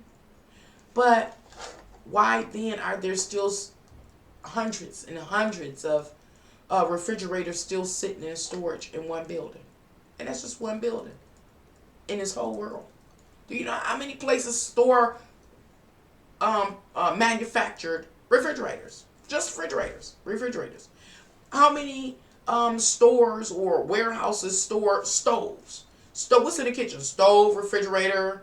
What else in there? Microwaves. All these things are. I'm not talking about things that have been purchased and are being used by people. I'm not talking about people that just keep going back buying the same thing over and over and over again.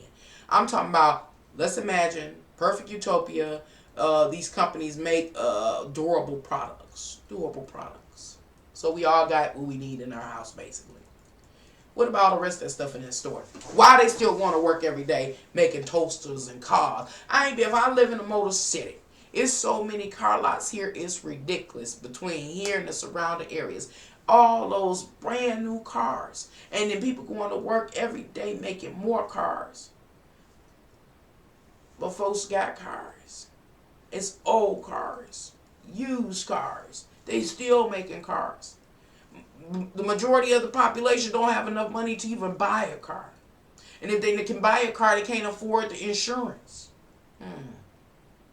How are they still making cars? In order to each car they make, they are doing what? They are taking from the contents of the earth. The earth made of something. And everything we use on this earth comes from the earth. The glass is refined. The sand is refined. The mud is refined. What else? The trees, the bushes, the wood is refined. The fish, the scales of the fish is refined. All the minerals, like metals. Have y'all ever researched the metals, natural metals in this earth that have been discovered that they let us know about? I know it's a whole index of them. Things I can't even pronounce. All of these things have helped us now advance in technology. People, now this is just hypothetical, that people are interested in being invisible. I'm sure as a war tactic, having the upper hand. Some of these metals out here, I'm sure they have dug up a metal that gives them the ability of invisibility. You know what I'm saying? They don't know it. Let us know exactly what it is. But go ahead and Google the metals of the world, the metals of the earth, and look for a listing of the metals of the earth and see how many there are. See which ones they tell you what they actually have learned that they do. You understand what I'm saying? These are the things that are wealth. These are wealth. Why? Because either they sustain our life or they help us technologically advance in a way that makes life easier and or sustains our life. Anything outside of that is not wealth. It does not really hold any real value. Anything else that holds value because we give it value. We give it value. We say that money is important. And so we all want it. And we die trying to get it. We move to get it by any means necessary. And why is that? Because it's been a systematic plan or blueprint forced upon us by our structure. That was put in place a long time before you and I were here. That kind of thing. So we just go for the ride. We ride the wave. And we want the buck. We want the buck. Because the buck does what? It makes life easier. The buck allows us to go on trips, vacation, partaking our vices and different things like that. Allows us to turn up, And so we want those things. But that dollar can't do anything for you for real. If the economy was to crash, the $100 bills would be worth nothing. The gold, though, where's the gold at? The gold, it would have value. Why? Because we could take it, we can melt it down, we can make some conductors, to conduct some current, to make some heat. That's why. Some of them coins, where my coins at? My coins over there. Them coins also have value. Why? Because they made of precious metals. The money can be used as burning it now to give you some heat, fuel, fire. That's about the value that it have. And so it would be short-term benefits. Because like burning money is short-term benefits. It can benefit you in a way of producing heat because it'll carry the fire for a minute. But many of the coins, when they talk about, coin collectors, certain coins are more valuable than others because of what they're made of. Like jewelry itself. You know how you get the 14, I ain't had jewelry in so long. 14K, 10K, what was it, 10, 14, 18, and then 24 karat gold. 24 karat gold, if I'm not mistaken, means that it has no additional alloy in it. It's just pure gold. And last time I looked, the value of gold is about $1,500 per gram, I think it is. Can't remember, gram or ounce or something, whatever it was. Gram, I think. A few years ago it was $1,200. So the price of gold is growing. Why? Because it is real life wealth. And it can do what? Help to sustain your life or enhance the quality of your life through providing you what you need in order to sustain your physical body and your well-being. Um, gold. Gold that is like 10 karat, 12 karat, and 18 karat is so because there's only a small, the lower the number, the less gold in that item. And there's more additional alloys. I think they call them different alloys, like whatever they're gonna mix it with. I don't know, lead. I can't remember. Been a long time, and so therefore it ends up being cheaper, And if you were to like sell that a piece that's only 10 carats, you're only going to get a small percentage. They can test to see how much gold is in there, and they'll pay you for that volume of gold in that piece. They melt it down, separate the alloys, the extras, from the actual gold, and put the pure gold with other gold, in order to make gold bars, gold bullions, and different things like that. Um, and so those things are what? They can be used to create like gold.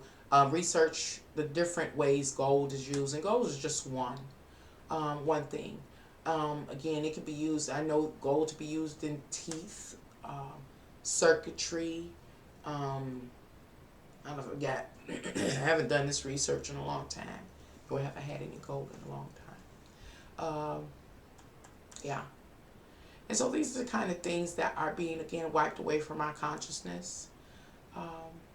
Wiped away from our consciousness, and definitely not being introduced to the younger generation's consciousness at all. They want you to just want the money, and they don't tell you that, that money can lose its value overnight within a second because it's not, as they say, backed by anything. And you can, what they say, use it to wipe your butt or make a fire after that. And the only other thing after that are the natural resources that sustain your life. You only want the money to buy those natural resources anyway. You think about it. You use money to do what? Pay your medical premiums, so you can have your health premiums, so you can go to the doctor, so they can give you some medicine, some morphine. Morphine is a natural resource. They give you some codeine, some coke, prescribed prescription drugs. They give you those, you buying into and paying $300-400 a month for health insurance, those kind of things. You go to work, you get the money, you get your check, you cash it, so that you can go do what? Go to the grocery store and buy some food, some natural resources, some eggs, some of the agricultural commodities, bacon and beef and fish and, did I say pork? Oh my. You know what I'm saying? Those kind of things. What else we do? We go to work, we get our check, we cash it so that we can pay our car notes. And our cars are, we have a car because we paid somebody that took the natural resources, refined them, made a car, and we pay them for that. We also go to the gas station, we pay them for the crude, the oil, and different things in the gasoline, right? Natural resources extracted from the earth, right?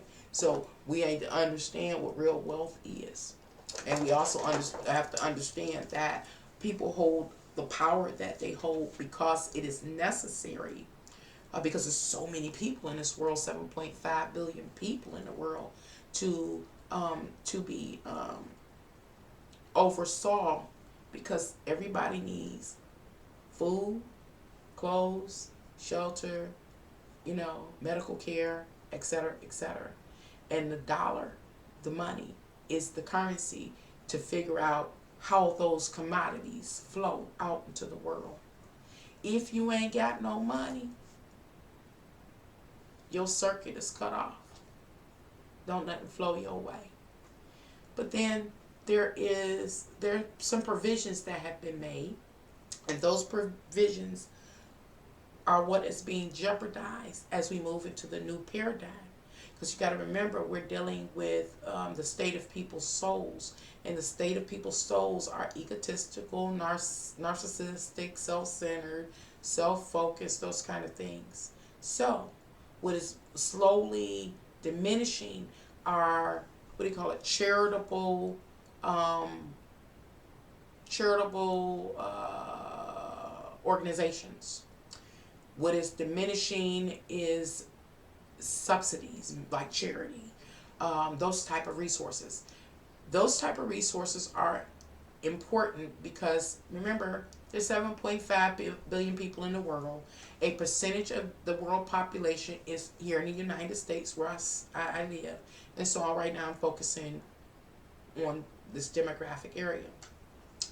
And so out of whatever the percentage of the United States population is, there are people that don't have the currency to make sure that those various natural resources get to them, the food, the medicine, the whatever, for whatever reason. Whether they lazy, a bum, sick, old, too young, retarded, whatever. Excuse me, I ain't supposed to use a word. Whatever, they can't get the currency to make it flow. And so there are charitable organizations that step in, and there are subsidies that are in place to open up streams that allow them to access those required life sustaining resources. Now that we're in the paradigm, we've been seeing it, we've been getting a glimpse of it. And the new paradigm, those things, those resources are diminishing. And the reason why? Because people are self-centered, egotistical, and narcissistic. They have forgotten that we're all in the same boat rowing for the same purpose. And it's so that we won't just be butt naked and susceptible to the elements of this world. We getting going now, start to try to get rich, or we better die trying. I bet you that much. Let's see. Let me read the chat, y'all. What time is it? 2 o'clock in the morning? Okay. I gotta drink some water.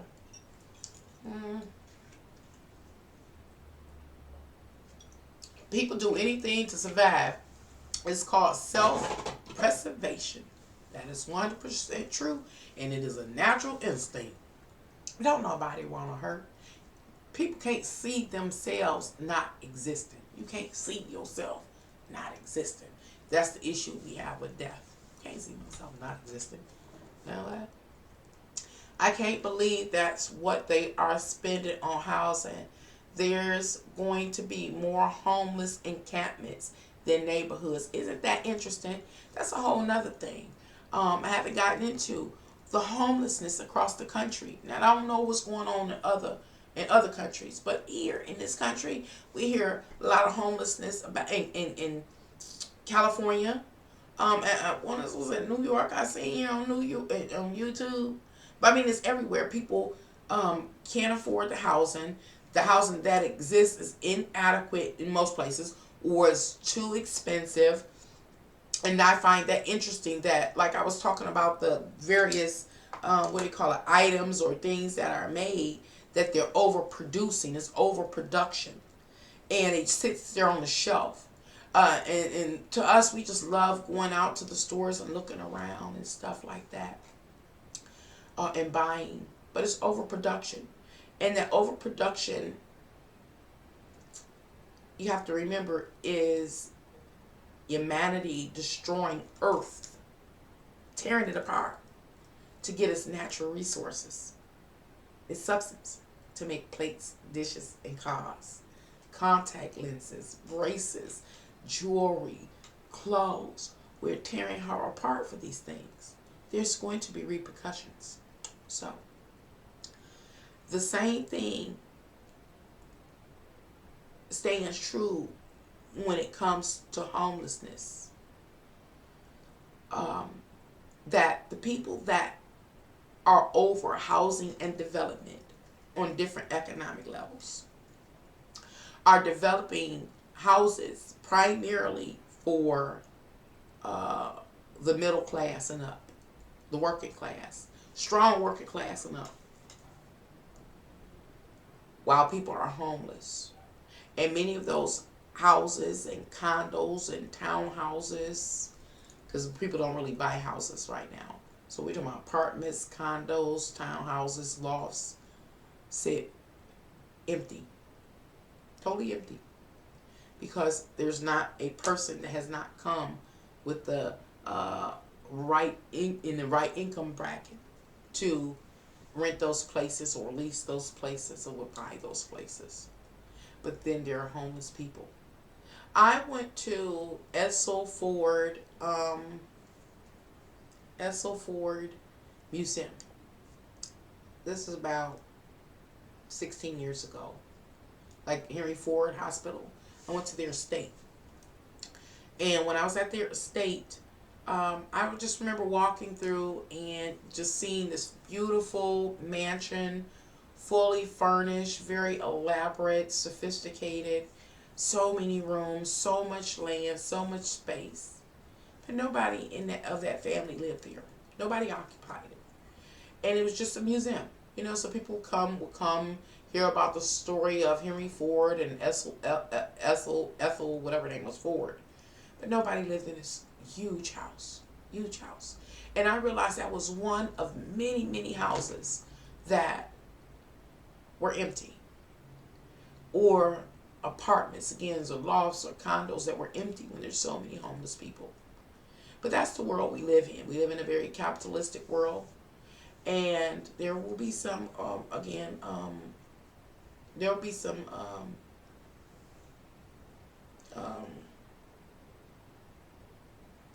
there are going to be some residual effects with it, and we're seeing it. And so what the effects, the effects of the choices that we make, we don't understand what they are. Like, we don't even understand what our superhuman powers are. I've been talking about them a little bit here and there. Actually, I did a live stream. It's called Superhuman Powers, I think. The live stream I made, talking about the very superhuman powers. These are responses that we have as humans that we don't look as superhuman, but they are. Like being able to be transcendental, transcend pain, like in the physical body. To be able to come out of the body is one of the examples I get. That is a superhuman power. And I name so many more. We don't understand, just like we don't understand what superhuman powers are, we aren't, when I say we, I'm talking about people in humanity, we aren't able to comprehend or understand what the repercussions are going to be for our acts. What act am I talking about? One act I'm talking about is how we are, ripping Earth apart in order to access all her resources. Her resources in order to make us a plate, a glass, a mirror, a spoon, an earring, any makeup. All of this is Earth itself, the body of Earth, the contents of Earth, the oil that goes in the car come outside the body of Earth. So I've heard people say it's our blood. Makes sense to me. But we extract it. We got rigs that blow up in the ocean, and they can't cork it back. So oil, billions of gallons of oil, Earth's blood, just spilling on out. Oh, there's going to be repercussions. There's going to be repercussions. Look at how many buildings exist in this world. All of the skyscrapers. Why must we have skyscrapers? But okay, all of the skyscrapers, would you think they just popped up? No, they came from the sands and the beaches. The sand, the water, and things like that, mixture, whatever else they put in there.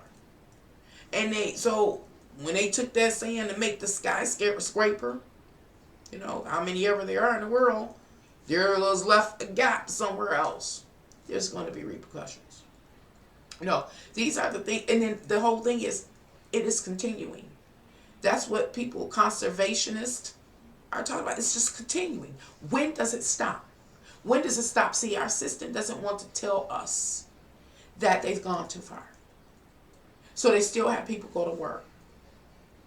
They still have people making cars. They still have people making pottery. They still have people doing this. We got enough pottery for years, 50 years. Nobody got to go back to work. We ain't got to go back to work. Only work we got to do is to make sure we got some food on the table. Because and to use the resources that we got already to sustain the houses, to renovate them and those kind of things so they don't fall down. You know? Yeah. We got all kinds of buildings and things that could be renovated for homeless, but people being so selfish. Again, we live in a capitalistic world. The life. It's gonna be at odds with us because we're going against the natural laws of things, and that's the one thing for sure.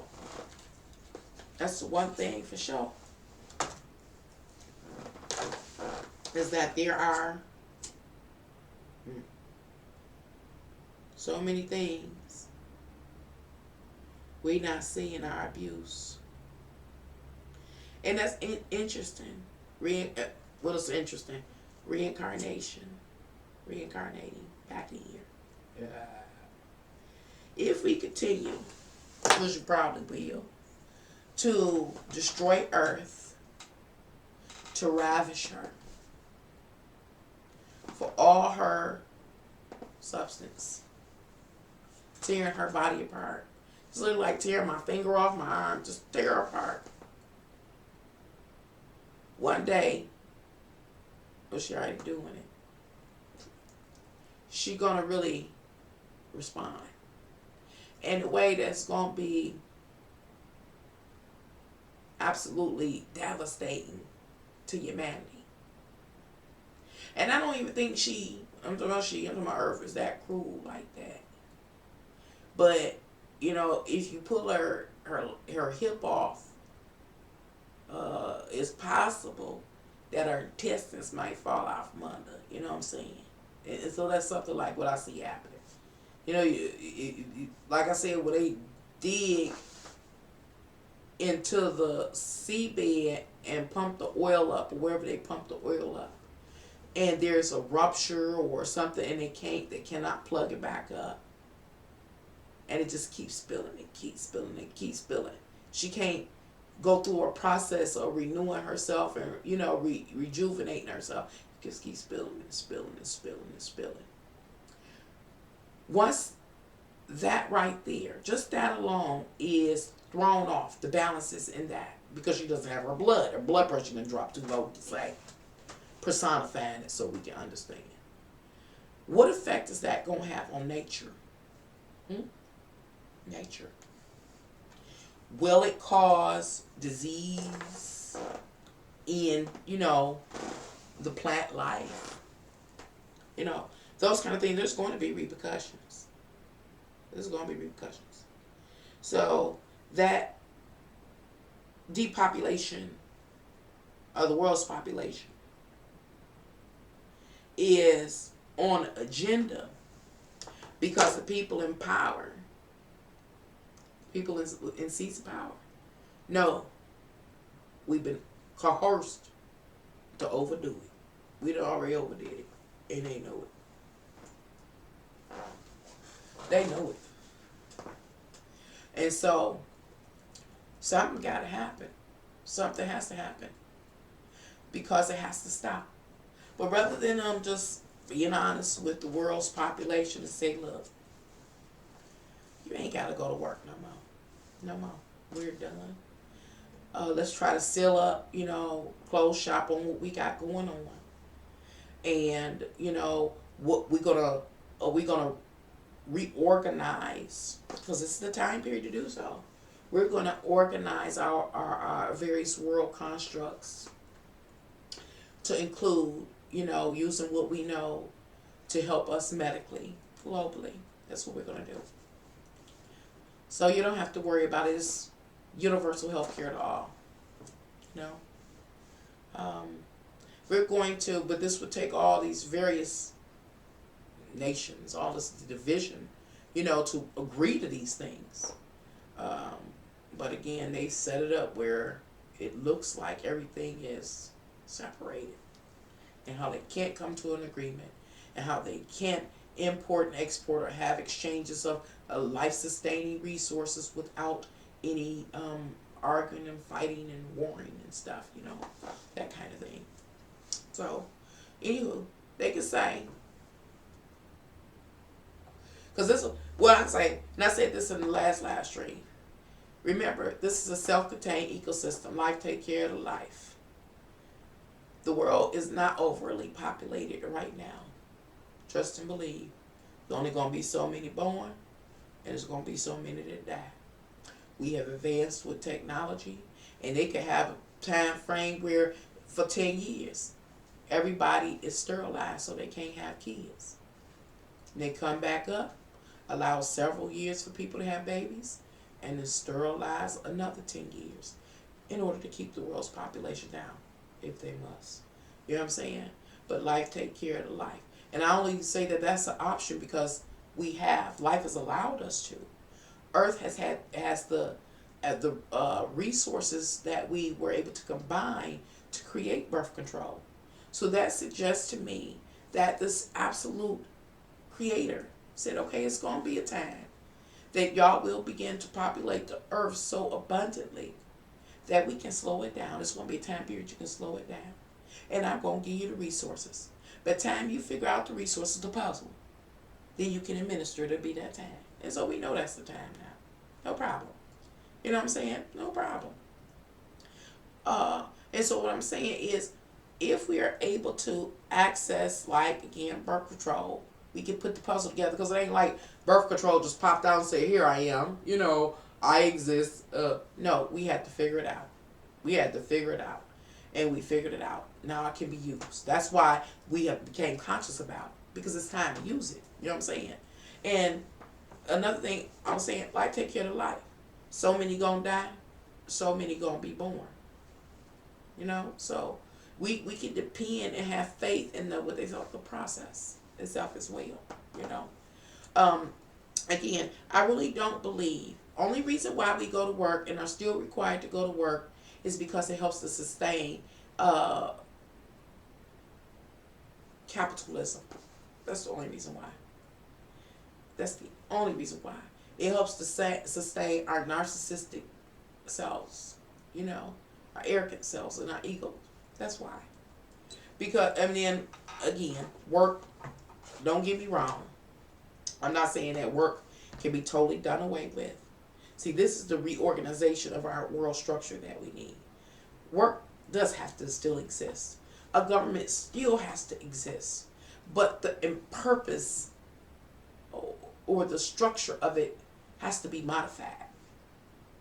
And it has to be modified in a way where there are people, that are still required to, work. We can alternate, because there has to be certain things that have to be done. We still need food to move. We still need people to farm. We still need people to, to harvest and things like that. Otherwise, we all will starve to death in the world. So that must stay in place. But that going to work, filing taxes, and doing those kind of things, no. Research must continue in order for us to do what? To continue to strive in this life. But going to the HMO does not have to exist. That can be, done away with. Do we need people that be able to say, okay, what kind of help do you need? Yes, we do. What kind of help do you need? What kind of medical help you need? You need a doctor? Let me send you over to this doctor. Let this doctor find out what's wrong with you. Once we find out what's wrong with you, we're going to send you to the specialist. The specialist going to handle that. That's all we need. We don't need no the HMO and the payments and stuff. Everybody get their portion. But I guess I'm an idealist. But that's what it seems to me it's supposed to be with the world structure. Has to be like reconstructed or modified to look like in order for us, humanity, to continue to strive for an extent appointed amount of time. That appointed amount of time will be given to us in order to do whatever we came here to do. Whether it's to get up out of here, to make amends, whatever the case may be. You know what I'm saying? But wrapped up in all of this madness that we're wrapped up in, we're not going to achieve our spiritual goal. And that seems to be the case. Especially with our system being reorganized in a way that is just going to put a stronger hold on humanity and the generations to come. So I've ran my mouth, always run my mouth for a very long time. But I haven't been live, so why not? So I'm just gonna read the chat, then I'm gonna move to in this live stream. Please like, share, and if you haven't already, subscribe. If you're interested in ordering your own personal tarot reading, contact me at my email. My email is canangelsfly1@gmail.com. If you're interested in offering me financial support, all you got to do is send me an email. I'll forward you a PayPal invoice in the amount you suggest, and or you can cash at me. My cash app is $ Can Angels Fly Tarot. Now, you says, don't forget, Nancy, black people were once on the commodities list, and black people was once on the commodities list. Ain't that something? Ain't that something? Black people are a life-sustaining resource. That's why they want us around and haven't completely destroyed us. Is the cool thing about the black man is he is the original man. The bad thing about the black man is he is the original man. They say it's always a positive and negative to everything, and you just covered in that area. What I meant by that is he's slow. I get it. Well, thank y'all again for coming here to Can Angels Fly. Hopefully it went kind of okay. You know, I do all this stuff and I'll be planning for a quiet moment. I don't get it. As you see, it just kind of got quiet in the last hour.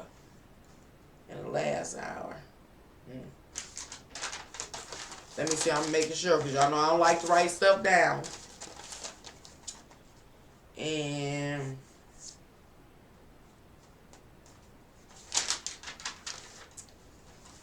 don't talk about it. Oh, I did have one more thing. I'm going to read it just so it's documented. I forgot how I was supposed to fit it in here. But I was talking about the different jobs. Different jobs a person can have. We're entering into the new paradigm. We are being prompt to be to be more self-sufficient. Uh-oh.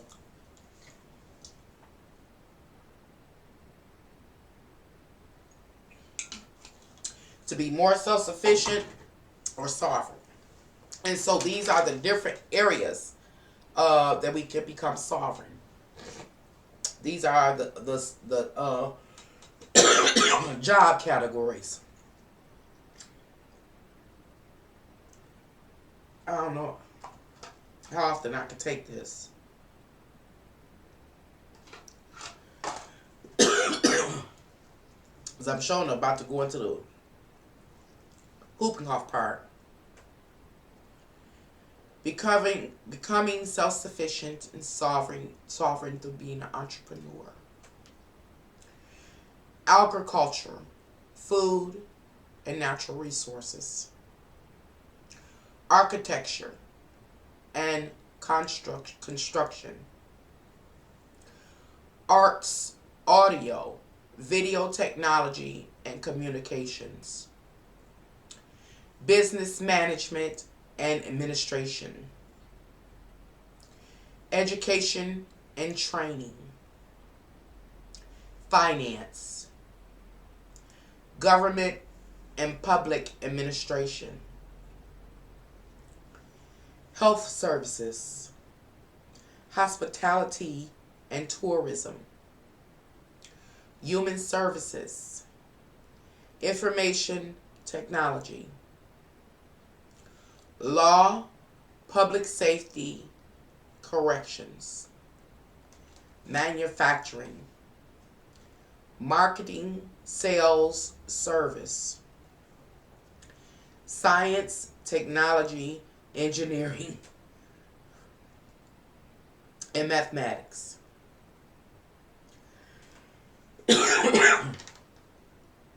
And last but not least, transportation, distribution, and logistics. Examples of how you could be an entrepreneur and become self-sufficient and therefore sovereign.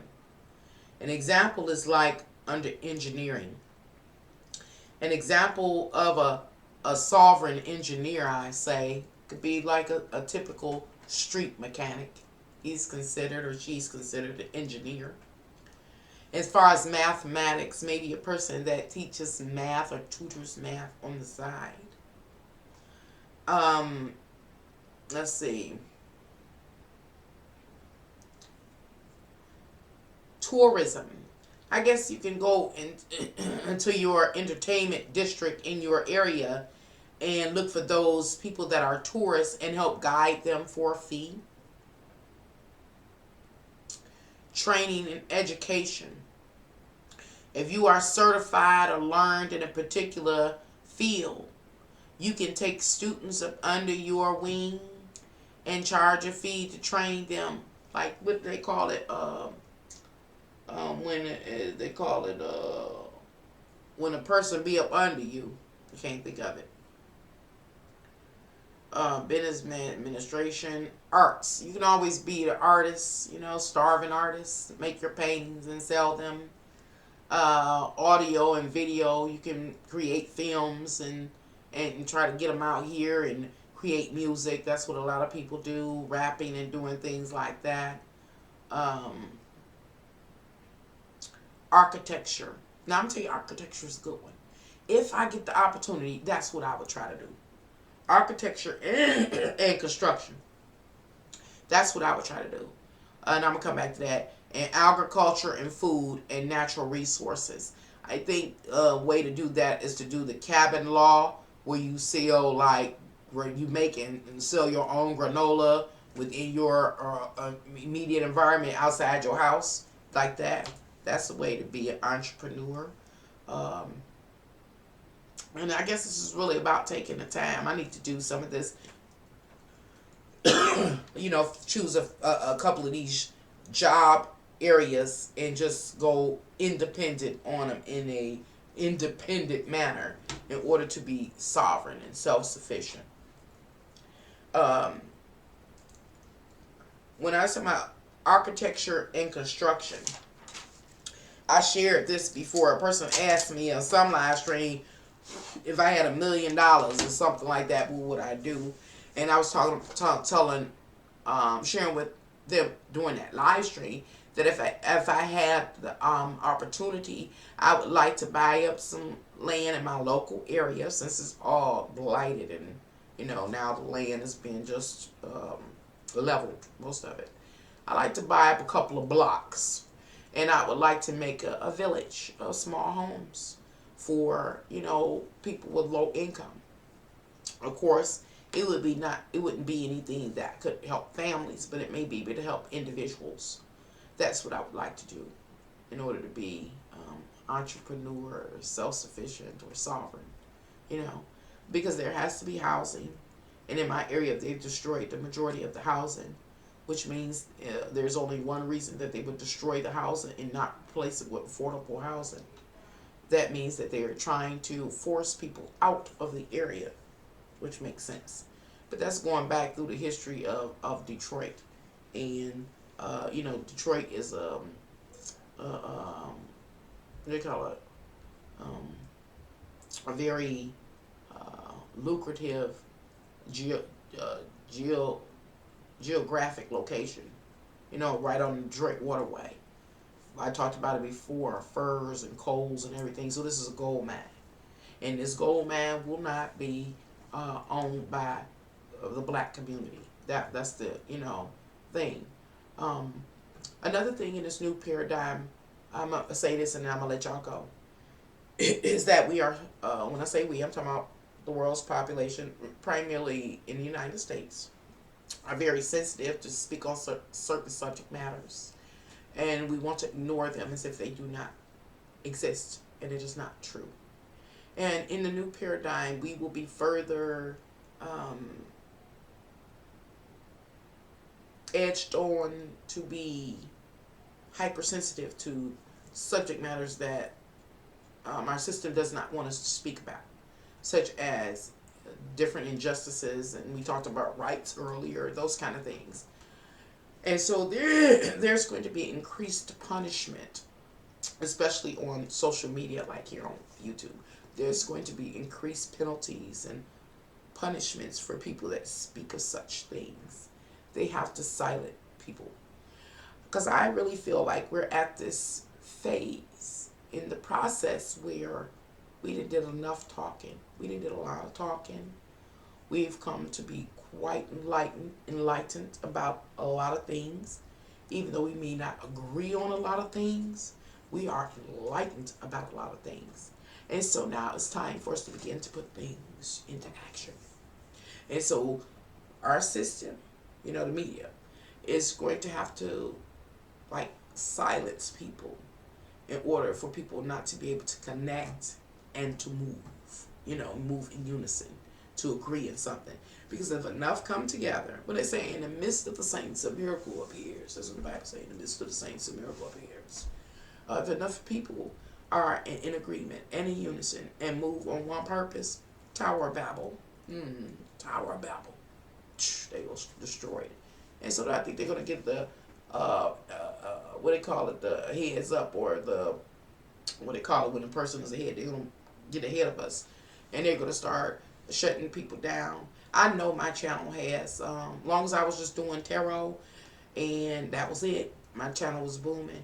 But when I started getting serious, because I wanted my tarot to really be in depth, they start shutting my channel down. So they call it shadow banning. See, I learned a new label. They shadow ban my channel, and I know that's what happened.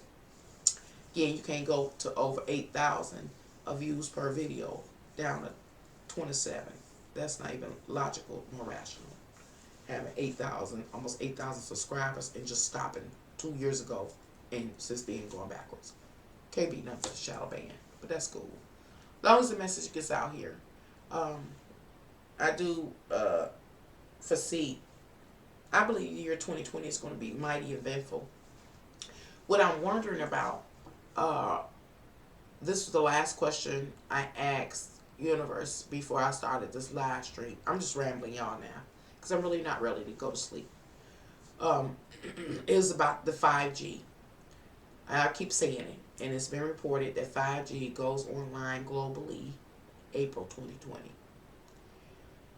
When it goes online globally,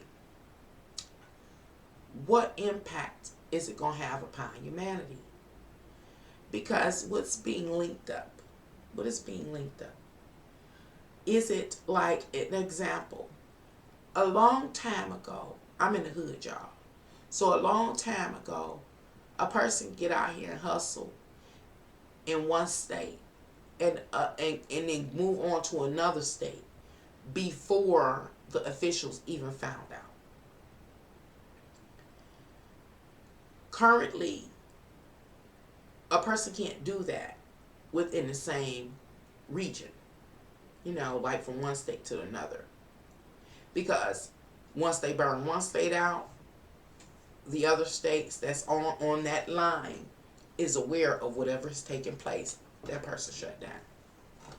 But if that same person can leave the states and go to another country, they up and running again. 5G is an expansion of that Big Brother system. So whatever you do sitting where you are right here, right now, while you're watching this video, will be known, logged, and cataloged or recorded all over the world at any given time. That's one thing. So, right now, I'm in the middle of meditating, or I will commence with meditating, in order to discover what 5G is bringing into our reality. Well, I done ran my mouth, y'all. So I'm going to move to end this live stream. Until next time, y'all. Bye.